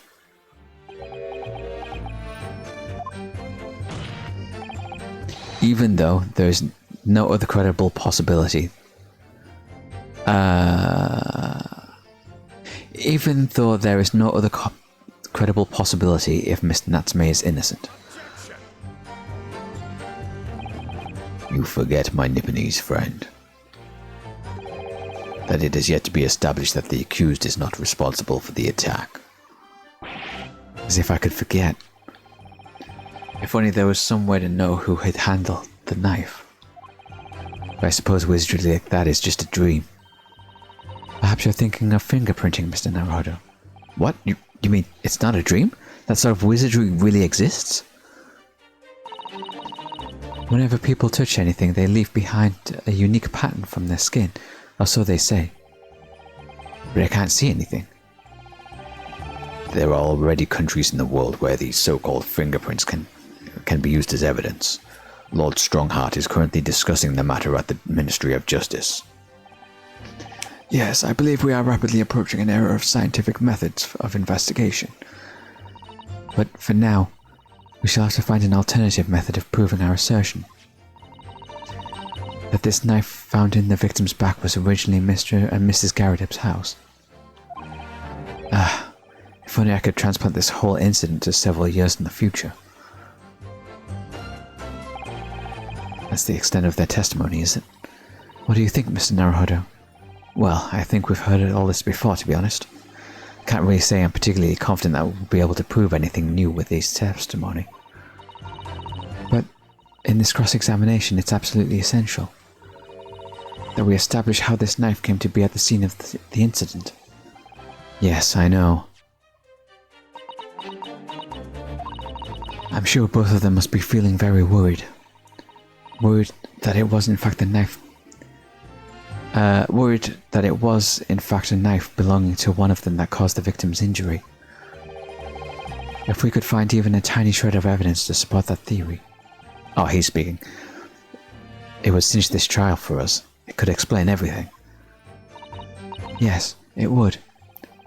So, for Saseki-san's sake, we must find the last crucial piece of evidence.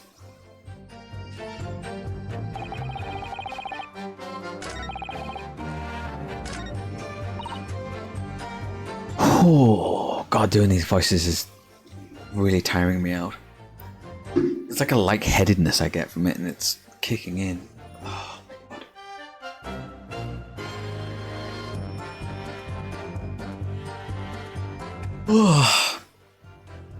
Okay.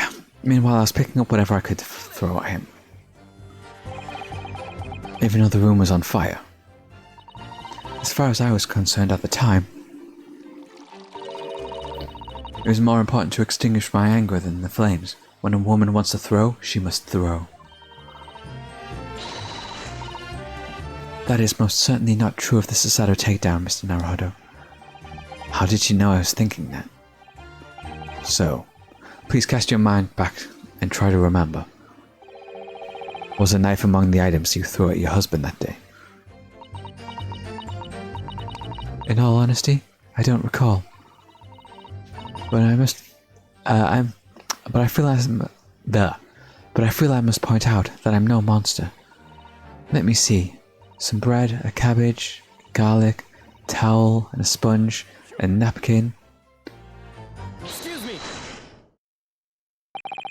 Do you have something to add, sir?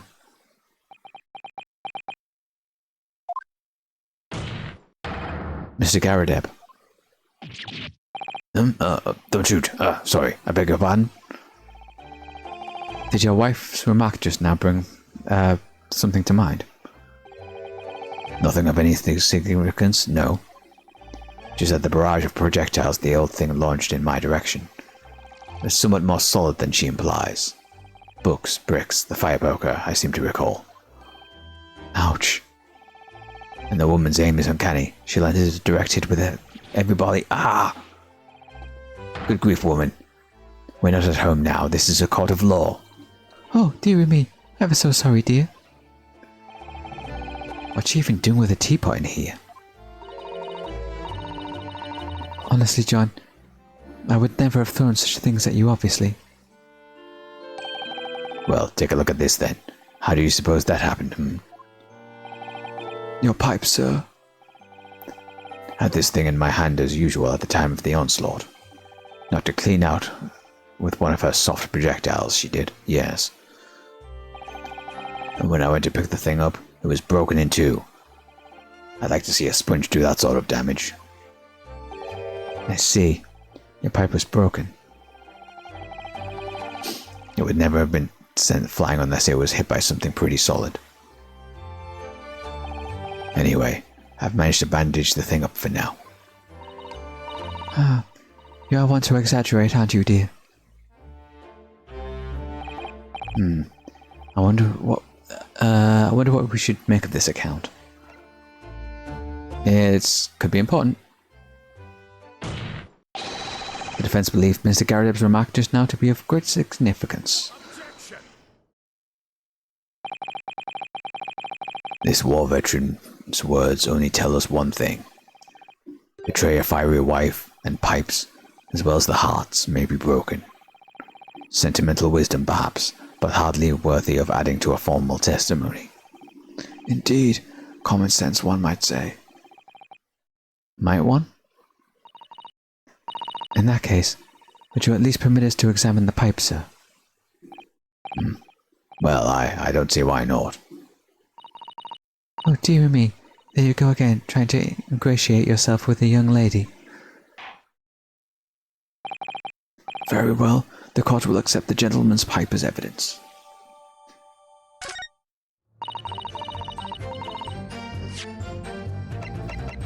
Let's take a look, because that's going to be the important thing. Oh, would you look at that? Oh, something just twinkled inside the chamber of the pipe there. Yes, I saw it. Something stuck in there, I think. Let's turn it over and give it a shake. What's this? It's a tiny fragment of metal. It looks like the tip of a blade or something. Tip of a blade? Surely, it couldn't be. And there's a nick on the edge of the pipe. Right, it's gone through, broken, and then, yeah.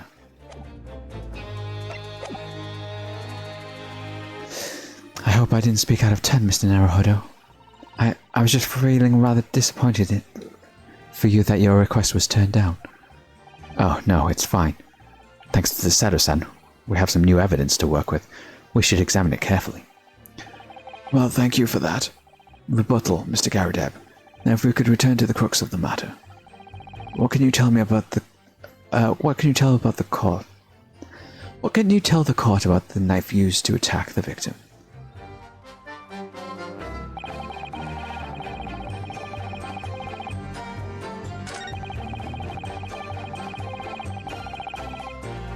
Okay, I think I need to present the tip of the knife here to that statement, but let's safety save in case I'm wrong.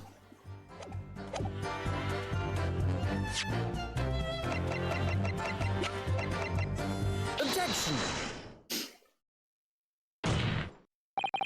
Mr. Garrideb, could I ask you to take a look at this, please? Yes, I was right.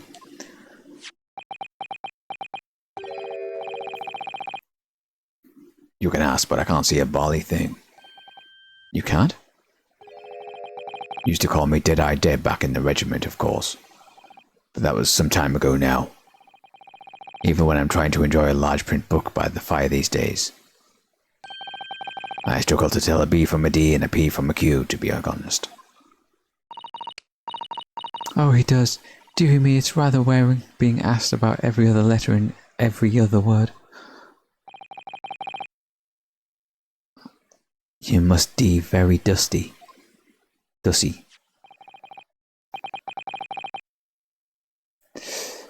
What is that? A tiny scrap of metal.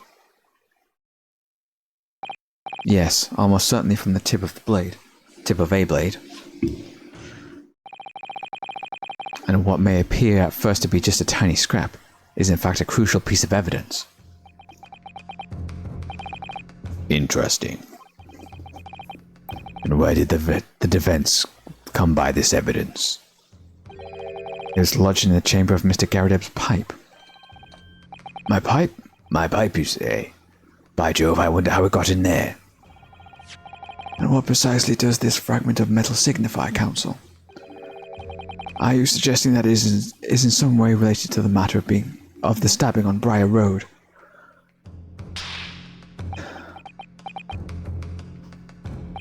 I am.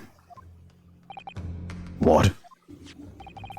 When put together with another piece of evidence, already in the court record, I believe this tiny fragment of metal will unravel the whole truth of this case, my lord. Ah, the back of his thing's all burnt. back of Mr. Garadeb's nightgown or jacket or whatever it is he's wearing. You appear to be rather confident in that extraordinary statement, Counsel. Very well then. Present the pertinent evidence to the court. What evidence, when paired with this fragment of metal, allegedly reveals the truth of this entire case? This is the knife that was found in the victim's back. If you look closely, you'll see that there is a small piece at the tip of the blade that is missing. A common issue with the inferior blades sold at unsavory street markets. Criminals who use them regularly leave tips lodged in their victims' bones. And what of this particular knife? No doubt the tip has suffered a similar fate, now languishing somewhere near the spine of the victim. No, that's not the case. The tip of this particular knife's blade was the very fragment of metal we discovered in the chamber of Mr. Garadeb's pipe.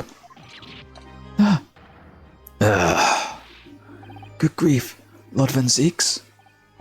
I don't believe it. The knife from the crime scene and this fragment of metal are a perfect match. Good golly gosh. Order. Is this some sort of Eastern sorcery? This is no magic, my lord. This is a miracle. A miracle? So Van Zeeks has figured it out, has he? Counsel, explain this extraordinary coincidence at once. Yes, my lord. The crucial point we have to ask ourselves here is when did the fragment of metal find its way inside Mr. Garadeb's pipe? Something that was clarified for us in the most recent witness testimony. Had this thing by height as usual at the time of the onslaught. Knocked it clean out with one of her soft projectiles, she did, yes. It would never have been sent flying unless it was hit by something pretty solid. Oh. Dearie me. During the argument between these two that occurred just as the victim was on the pavement below, Mrs. Garadeb flung this knife at her husband. However, the knife missed Mr. Garadeb, instead striking the pipe in his hand at the time. Which caused the fragment to tip to break off, of course. Good lord. Yes, and that is when the tiny tip of the blade found its way inside Mr. Garadeb's pipe. The chances of that are 1,000,000 to 1. And yet there is no other credible explanation for how the tip of the blade ended up in your pipe. Then, after losing its tip, the knife ricocheted off the pipe and flew out of the open window.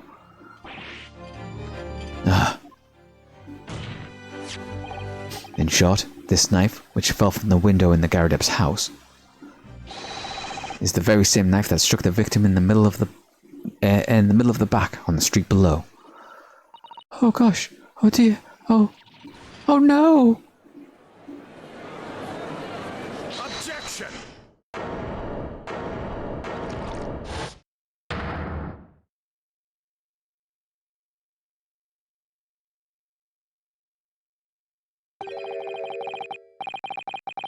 A full-bodied theory, I'll give you that. A complex bouquet of seemingly trivial points, plausibly arranged to create an almost passable vintage. Allow me to toast my learned friend's characteristically Nipponese approach to bottling his argument. Sorry? But after all, it is just a theory. The bottle I fear is corked. Because you see, it's spoiled by an insurmountable inconsistency. An insurmountable... what? Lord Van Zeeks, explain yourself. What is this inconsistency you claim to have identified? An inconsistency of the simplest nature, my lord.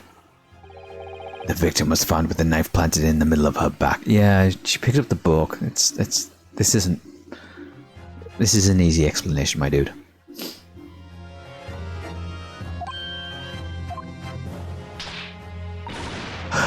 That's right, you silly little man. Now, Joan, the whole thing, what are you getting so excited about? Let us consider the facts of the case once more. The victim was walking along the pavement before being stabbed in the back and falling to the ground. If the knife that stuck in her had fallen from above, there's no possibility it could have planted itself into the victim's back.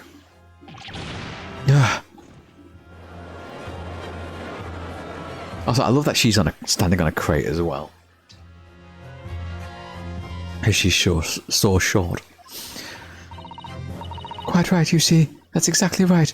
If the knife had fallen on her from above, it would have struck her on the top of her head. Well, he's lost for words. Look. Oh, I knew it. I never liked his theory in the first place. I don't know, though. What really did happen? It would appear the defense has made a rather spectacular blunder. If a theory... God, I keep losing his voice. If a theory has even one inconsistency, it cannot stand. Your theory, my learned friend, is history.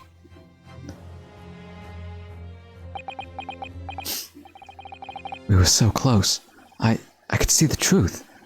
I was so sure we were on the right track. But now the way has been blocked completely by just one simple inconsistency.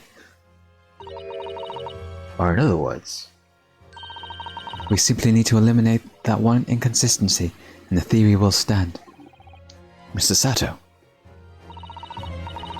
You mustn't worry, Mr. Naruhodo. You were just caught off guard, that's all, and your mind went blank. But if the path you were on is indeed correct, then a way will present itself. The key to this is in the court record, I'm sure. All the information you need is there. It seems you have nothing to say, my Nipponese friend.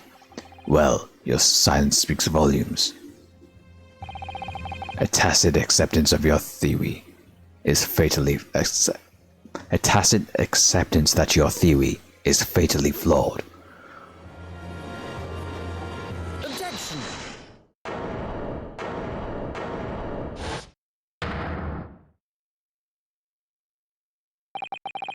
This inconsistency doesn't mean I was on the wrong track.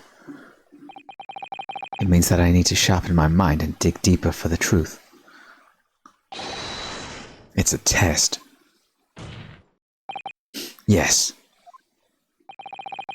If the knife fell on the victim from above, there's no way that it could have hit her in the middle of the back.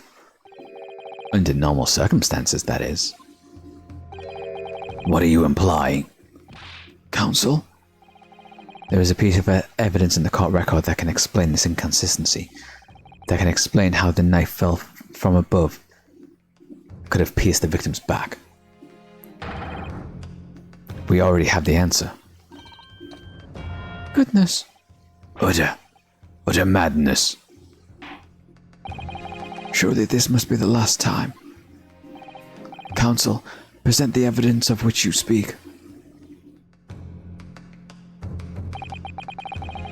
This is the last inconsistency, the final piece of the puzzle. If I could successfully make any sense of this, the truth will be laid bare at last.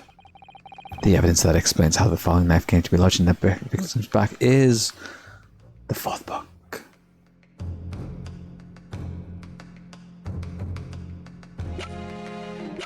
Yeah. Take that! This, the fourth book found at the scene. This is the final piece of evidence that the defense will present. The burnt book. Is that not Mr. Garadeb's book? Yes, and to understand its significance, we have to consider how it came to be at the scene in the first place. This photographic print clearly shows that the book in question, and the victim holding it in her hand. As we all now know, It was the police constable who put the book between her fingers like that. Quite so, as part of his wholesale transplanting of the crime scene to the opposite side of the road. That's true. However, as part of his testimony, Constable Beat made an extremely enlightening statement on that point. But What made you place the book in the victim's hand? Oh, that well, sir. It was because that's how I found it. When we first ran over to the scene, the victim was already holding the book. So, when I moved everything, I made sure it was still in her hand. In other words, the victim had already picked up the book of her own volition. And clearly, that must have been before she suffered the knife wound. well, I should say so. After being attacked with a knife, I don't imagine she'd be doing much of anything. So the question becomes, why did the victim have that book in her hand? By jingo, I think I'm beginning to see what may have happened now. Oh, dearie me. We know that the book fell from the top floor of the Garadib household onto the pavement below. Oh god, doing Van Seeks' voice is fucking me up. Normally it's not too bad, but today it's absolutely wrecking me. I think it's because I'm also doing like a gruff voice for Mr. Garadib as well. Pardon me. At precisely the moment the victim was walking past. Yes, at exactly that moment, the young woman was walking along the street in the light fog, when all of a sudden, a book fell right in front of her. The book I threw. Yes, Mrs. Garadeb. And what do you think the woman did? What would you do if you were walking along and suddenly a book landed in front of you on the pavement? Well, I really can't imagine it, but I suppose she might have reached down and picked the book up. Yes, that's exactly what the woman in fact did. She picked up the book. Oh, heavens. When the woman reached down to pick the fallen book up, what position would her back have been in? That's right, facing the sky, completely and utterly defenseless. Then, in the very next moment, while the woman was still bent over picking up the book,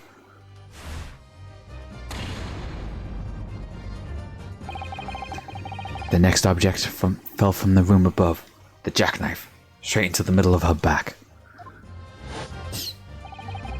And at that same time, walking by chance directly behind Miss Green, was the defendant, Mr. Saseki Natsume.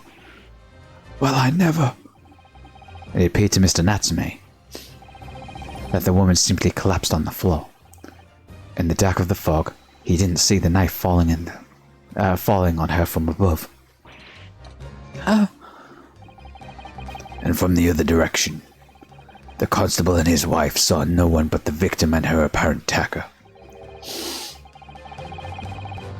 So there never was a real culprit to run from the scene in the first place.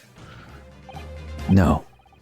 This was nothing more than a series of unlikely events that culminated in an unfortunate accident. And that is the real truth behind this case.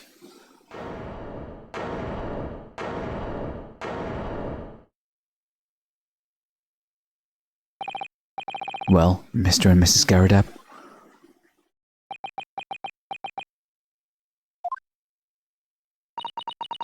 The very first time you showed me that knife, I had my suspicions. I wondered if perhaps it might have been something like that. there, old bean. Poor Mrs. Garadeb.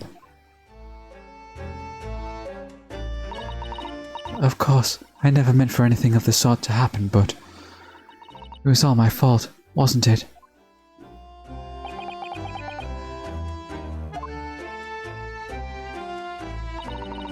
I take full responsibility. I let my anger get the better of me. I threw that book. I threw that knife as well.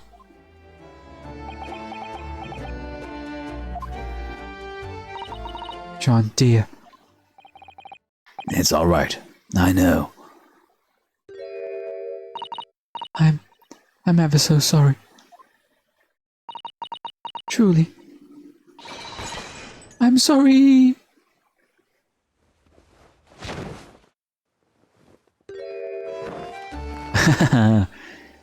He caught her this time.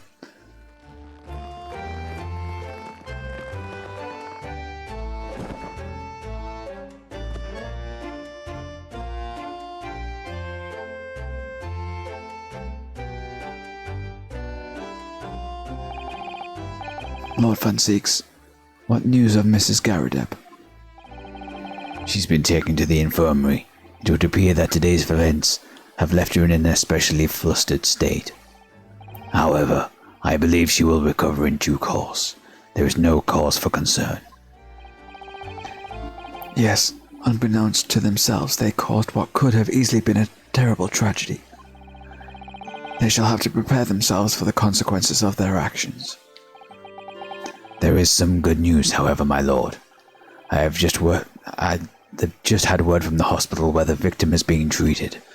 Her condition is improving steadily. The doctors believe she will regain consciousness soon. It's strange. We've been talking about the victim all this time, but we've never once met her.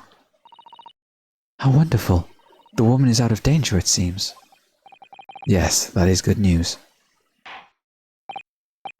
So, Mr. Sasaki Natsume.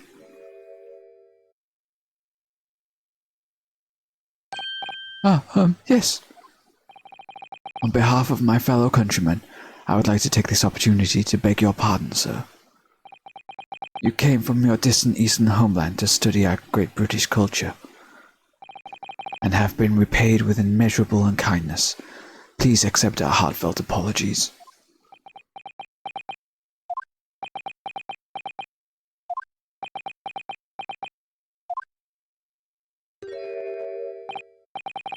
No, it's me who should be begging you for a pardon. Oh no, Mr. Natsume. That evening, when the young woman just collapsed on the pavement before my eyes, I jumped to the wrong conclusion again in my confusion. What conclusion, sir? I was sure that the woman was dead. Yes, Mr. Constable B said the same thing, didn't he? He thought she had been killed too. I suppose she must have looked completely lifeless.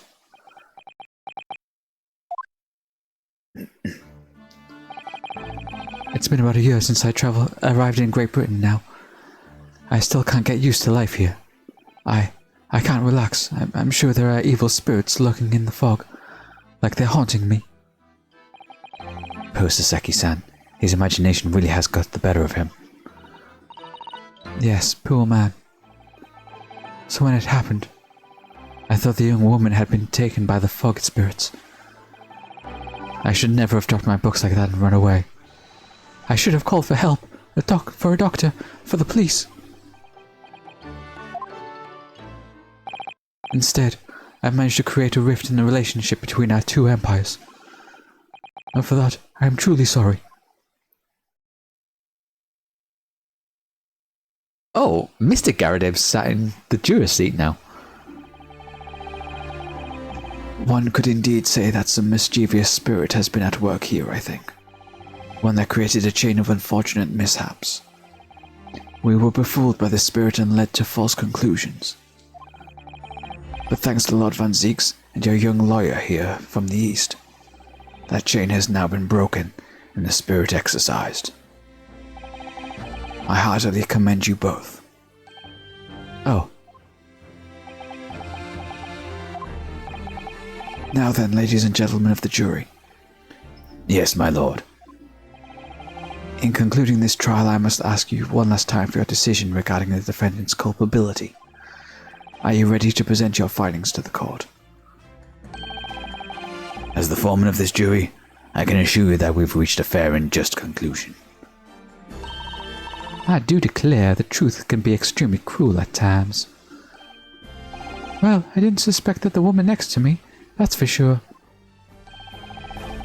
Sitting in for the old bean whilst she's out of action, you know. But I know what her decision would be. Does this mean I can finally get out of here and start work? Well, it's about time. I say, I'll have a corker of a story to tell the grandchildren when I get home, won't I? Very well, ladies and gentlemen of the jury. I hereby demand your final decision. Mr. Foreman. Not guilty. Not guilty. Not guilty. Not guilty. Not guilty.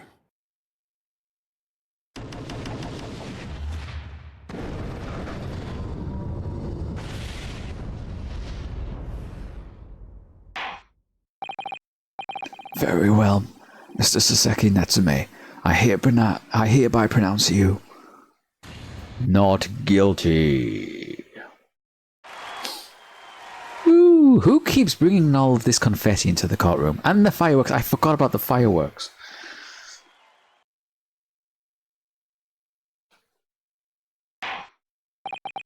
And finally, Mr. Natsume.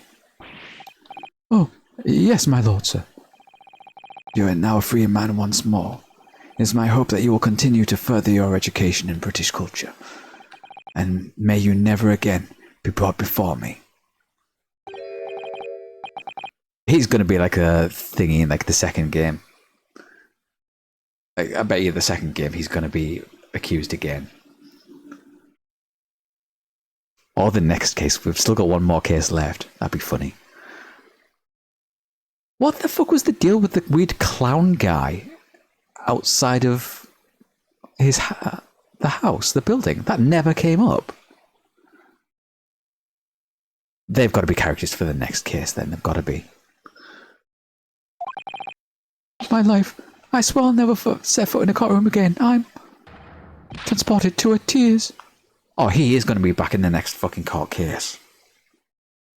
They're literally setting it up.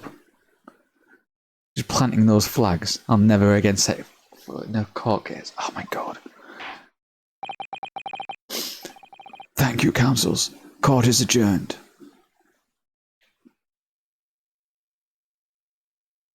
th 20th of February. The waiting room. Oh, locum. Wait, you mean me? Of course. Is there any other locum here? Is there even one? Compared to the original locum student, Mr. Naruhodo Esquire, your name has become rather short, hasn't it? What's wrong with using my actual name? Oh, at last, I'm free, I'm free. Joyful, joyous, jubilant, jubilation. Heady, hearty, heady, hearty, happiness, hurrah. Oh, I'm so pleased. Mr. Natsume is delighted. Would it be so hard to just say that then? Locum, you did it. You saved me from the brink. Well, what happened to the pool? Oh, there's autoplay. What the fuck? I don't believe I accidentally triggered autoplay. God, that also goes really quickly.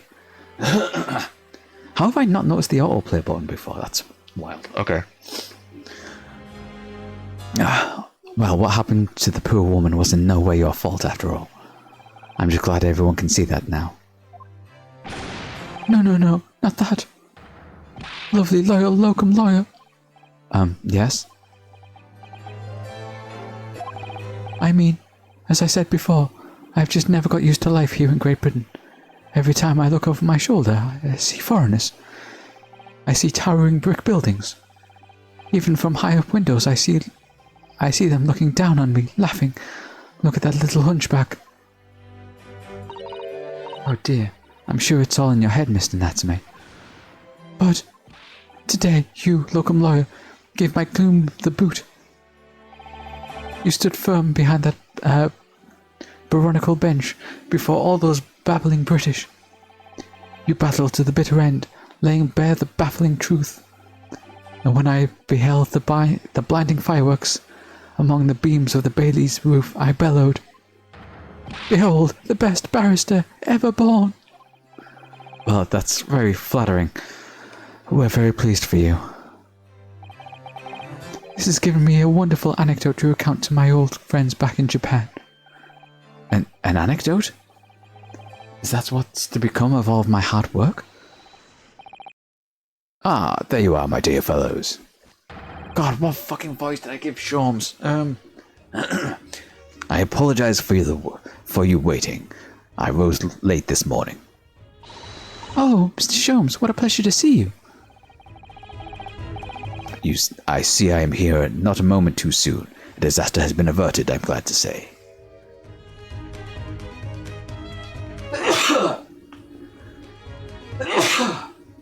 Pardon me? Oh, The trial shall begin presently, Mr. Naruhodo, and I wish you the very best of luck. It's just finished. What? No. Then my haste was in vain. it's you. Herlock Sholmes. Oh, have we met, sir? This is Mr. Natsume, the man you had arrested, Mr. Sholmes? Ah, I see. I failed to recognize you at first. Our previous encounters had taken place in the gloom, either your bleak lodgings or that prison cell. I simply couldn't place the curious face in the light. Charming. This is all your fault, Herlock Sholmes. You're the reason I had to go through this terrible ordeal. I'm going to give you a piece of my mind. My apologies, sir, but I assure you, I have placed you now. You're the fellow who abandoned that poor young lady and ran off, are you not? Had she been taken to the hospital more urgently? I feel perhaps she would have regained consciousness by now. Oh, But it was unavoidable, I'm sure. We are but human after all. Anyone would have been shaken by such an experience.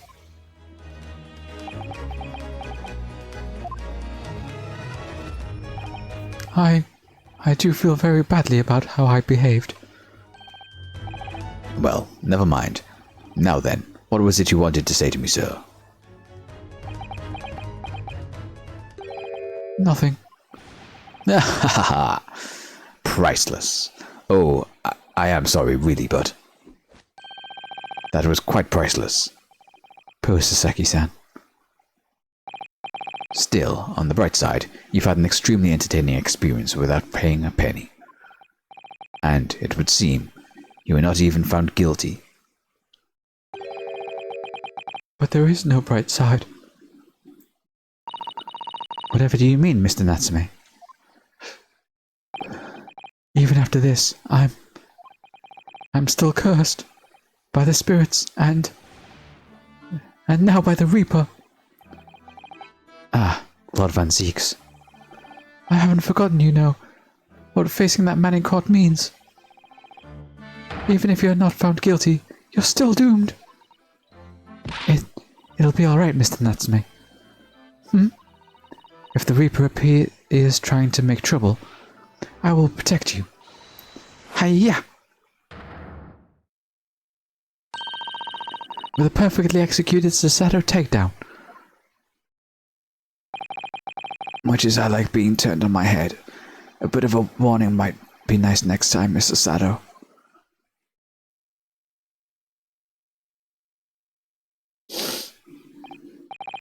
So, Mr. Natsume, what do you intend to do now? You mentioned something about recounting your experiences to your friends back in Japan.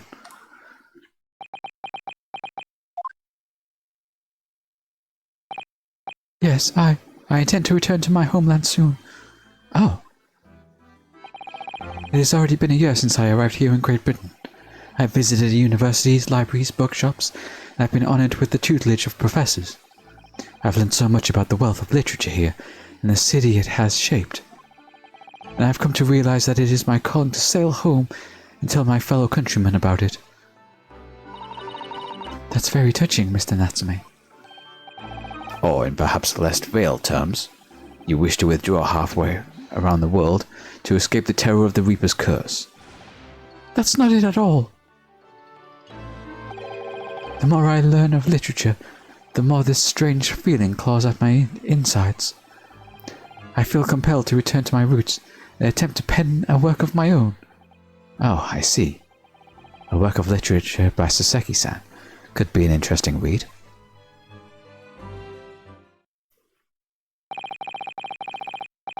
And what about Mrs. Sato and yourself, Mr. Naruhodo? Sorry? What about us? Will you return to Japan along with your mustachioed compatriot? Why would we? A week is not yet passed since we arrived in London. And only now does it feel like we have finally found our feet. And you are accommodated in a hotel at present, are you not? That's right, but we need to find lodgings before it bankrupts us. I've calculated that we can only afford another 10 nights before our entire budget is exhausted. Well then, you could take my lodgings. Oh, the windowless room? Ah, but what it lacks in windows, it more than makes up for with a floor and ceiling and walls. Great. And of course, I'd be happy to leave behind the accursed evil spirit. Oh my, an evil spirit? Oh yes. It tries to suffocate you while you sleep. It's an ineffable wake-up call. It's gonna be the cat trying to sleep on your face, dude. We'll think about it, if that's alright. Perhaps I can offer a more welcome alternative. Would you consider taking lodgings with me? Really? Well, a vacancy has conveniently presented itself. Though it is up in the attic, I might add. Are you sure it isn't just a storage loft? I spoke with the landlady this very morning on the matter of price, and Iris is cleaning the room as we speak. You must come at once. I presume you have no luggage to speak of. Oh, this is simply wonderful. What an honor. To be invited to take lodgings in the great detective's office's attic. I'm too overcome for words. So suggesting we look elsewhere is out then? Then it's settled. Iris will prepare a welcome dinner this evening. And you must come too, Mr. Natsume. I insist. I don't know what to say, but thank you, and yes. Wonderful. Then I'll go and complete the paperwork for your formal release, Mr. Natsume. I shan't take long. Somebody's happy.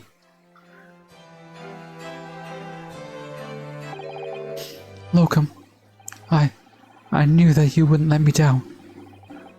I'm truly delighted to have met you here in London. Likewise, Mr. Natsume. It's been a privilege meeting you too. It's a shame that we're going to have to say goodbye so soon. Well, I've come to realize that I belong in Japan. But Locum, we'll meet again one day. Yes, I'm sure. And hopefully by then, I'll be a successful lawyer. Hopefully by then, I'll be a successful author. Well, my dear fellow, our carriage appears to have arrived. Shall we go, Mr. Naruhodo? Yes, Mr. Sholmes. I have little doubt Mr. Natsume will be released in time for dinner this evening. And so, with Soseki-san's innocence successfully established, we rode with Mr. Sholmes to what was to become our new home, 221B Baker Street.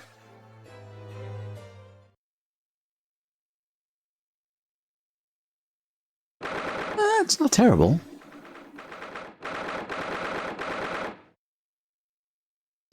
Do with some like carpet or like rugs or something. And they've got a little like wood stove, wood burner as well for heating. Not terrible. So this is to be our new office, yes. Our office? I rather like the sound of that. Me too. It's simply wonderful, isn't it? I hope you can see this, Kazuma. It's only a small step. But I'd like to think we're getting a little closer to your dream now. So, my dear fellows, do you like the place? Oh, that is cut in half. I don't know why that was so interesting to me. Ah, Mr. Sholmes, thank you so much. It's a delightful room, Mr. Sholmes. I simply adore it. Good. I'm pleased to hear it. Iris and I are delighted to welcome you.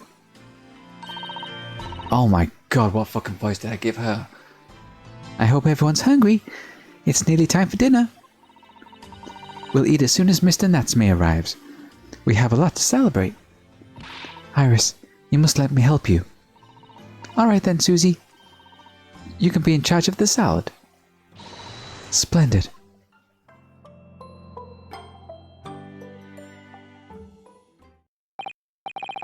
So, Mr. Naruhodo, how does it feel to have your own office in the capital? It's very exciting, actually. I can't help wondering what adventures await us. Those were precisely my sentiments when I first established my office in these premises. Until I discovered the dark truth of the city of London, that is. Sorry? London is a glorious place, full of wonder, opportunity, prosperity, and mirth. But the brightest of all lights casts the darkest of shadows. Shadows? What do you mean? Well, I believe you're well aware of the murkiness that lies behind London's facade already. So once again, Mr. Naruhodo,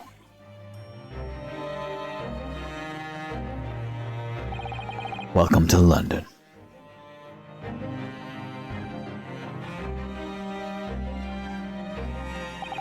Of course. At the time, I had no idea of the significance of those words Mr. Sholmes was so casually spoke.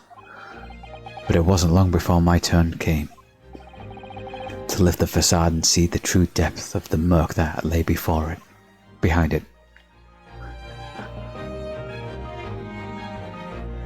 And case end.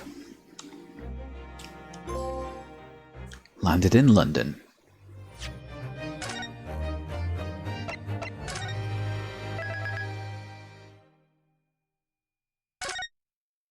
The Adventure of the Unspeakable Story. Hound of the Baskervilles. Interesting. Okay, so we're done with that one. We're done with that case. Before we start doing Elden Ring full time, I'm going to do one more stream of this because there are a number of escapades. I think like a bunch of the escapades all take place between chapter 4 and 5. I have looked this up before and I forget every single time. Let's have a double check. I think I have a thing open somewhere that says when all the escapades take place.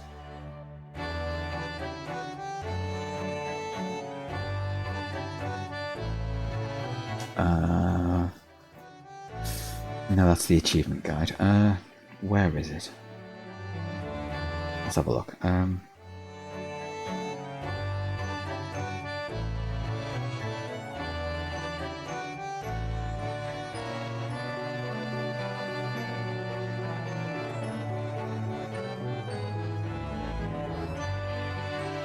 Okay, escapades order. Let's see.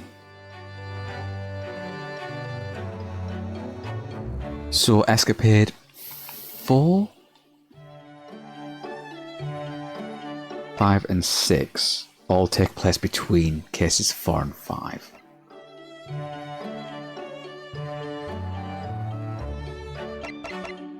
Fourth escapade takes one morning on Baker Street when Iris has prepared breakfast for everyone as usual. But Rhinosco wakes to find an envelope under his door containing a death threat. It takes place in the legal office in Mr. Natsme's room. Chilling escapade about a shilling's escape from the clutches of Rolly and Pat Beat.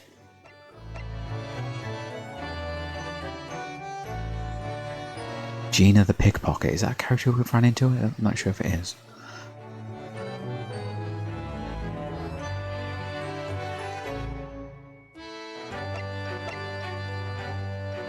And that's... okay, weird. Okay, yeah, so escapades 4, 5, and 6. We'll do a stream of them. It'll probably be like a shorter stream. But we'll do a stream of those at some point. Well, next stream probably. And then we'll shift over into Elden Ring full time. But yeah, that is going to be it for today. Thank you very much for watching, and I'll see you guys next time. Cheers. Bye now.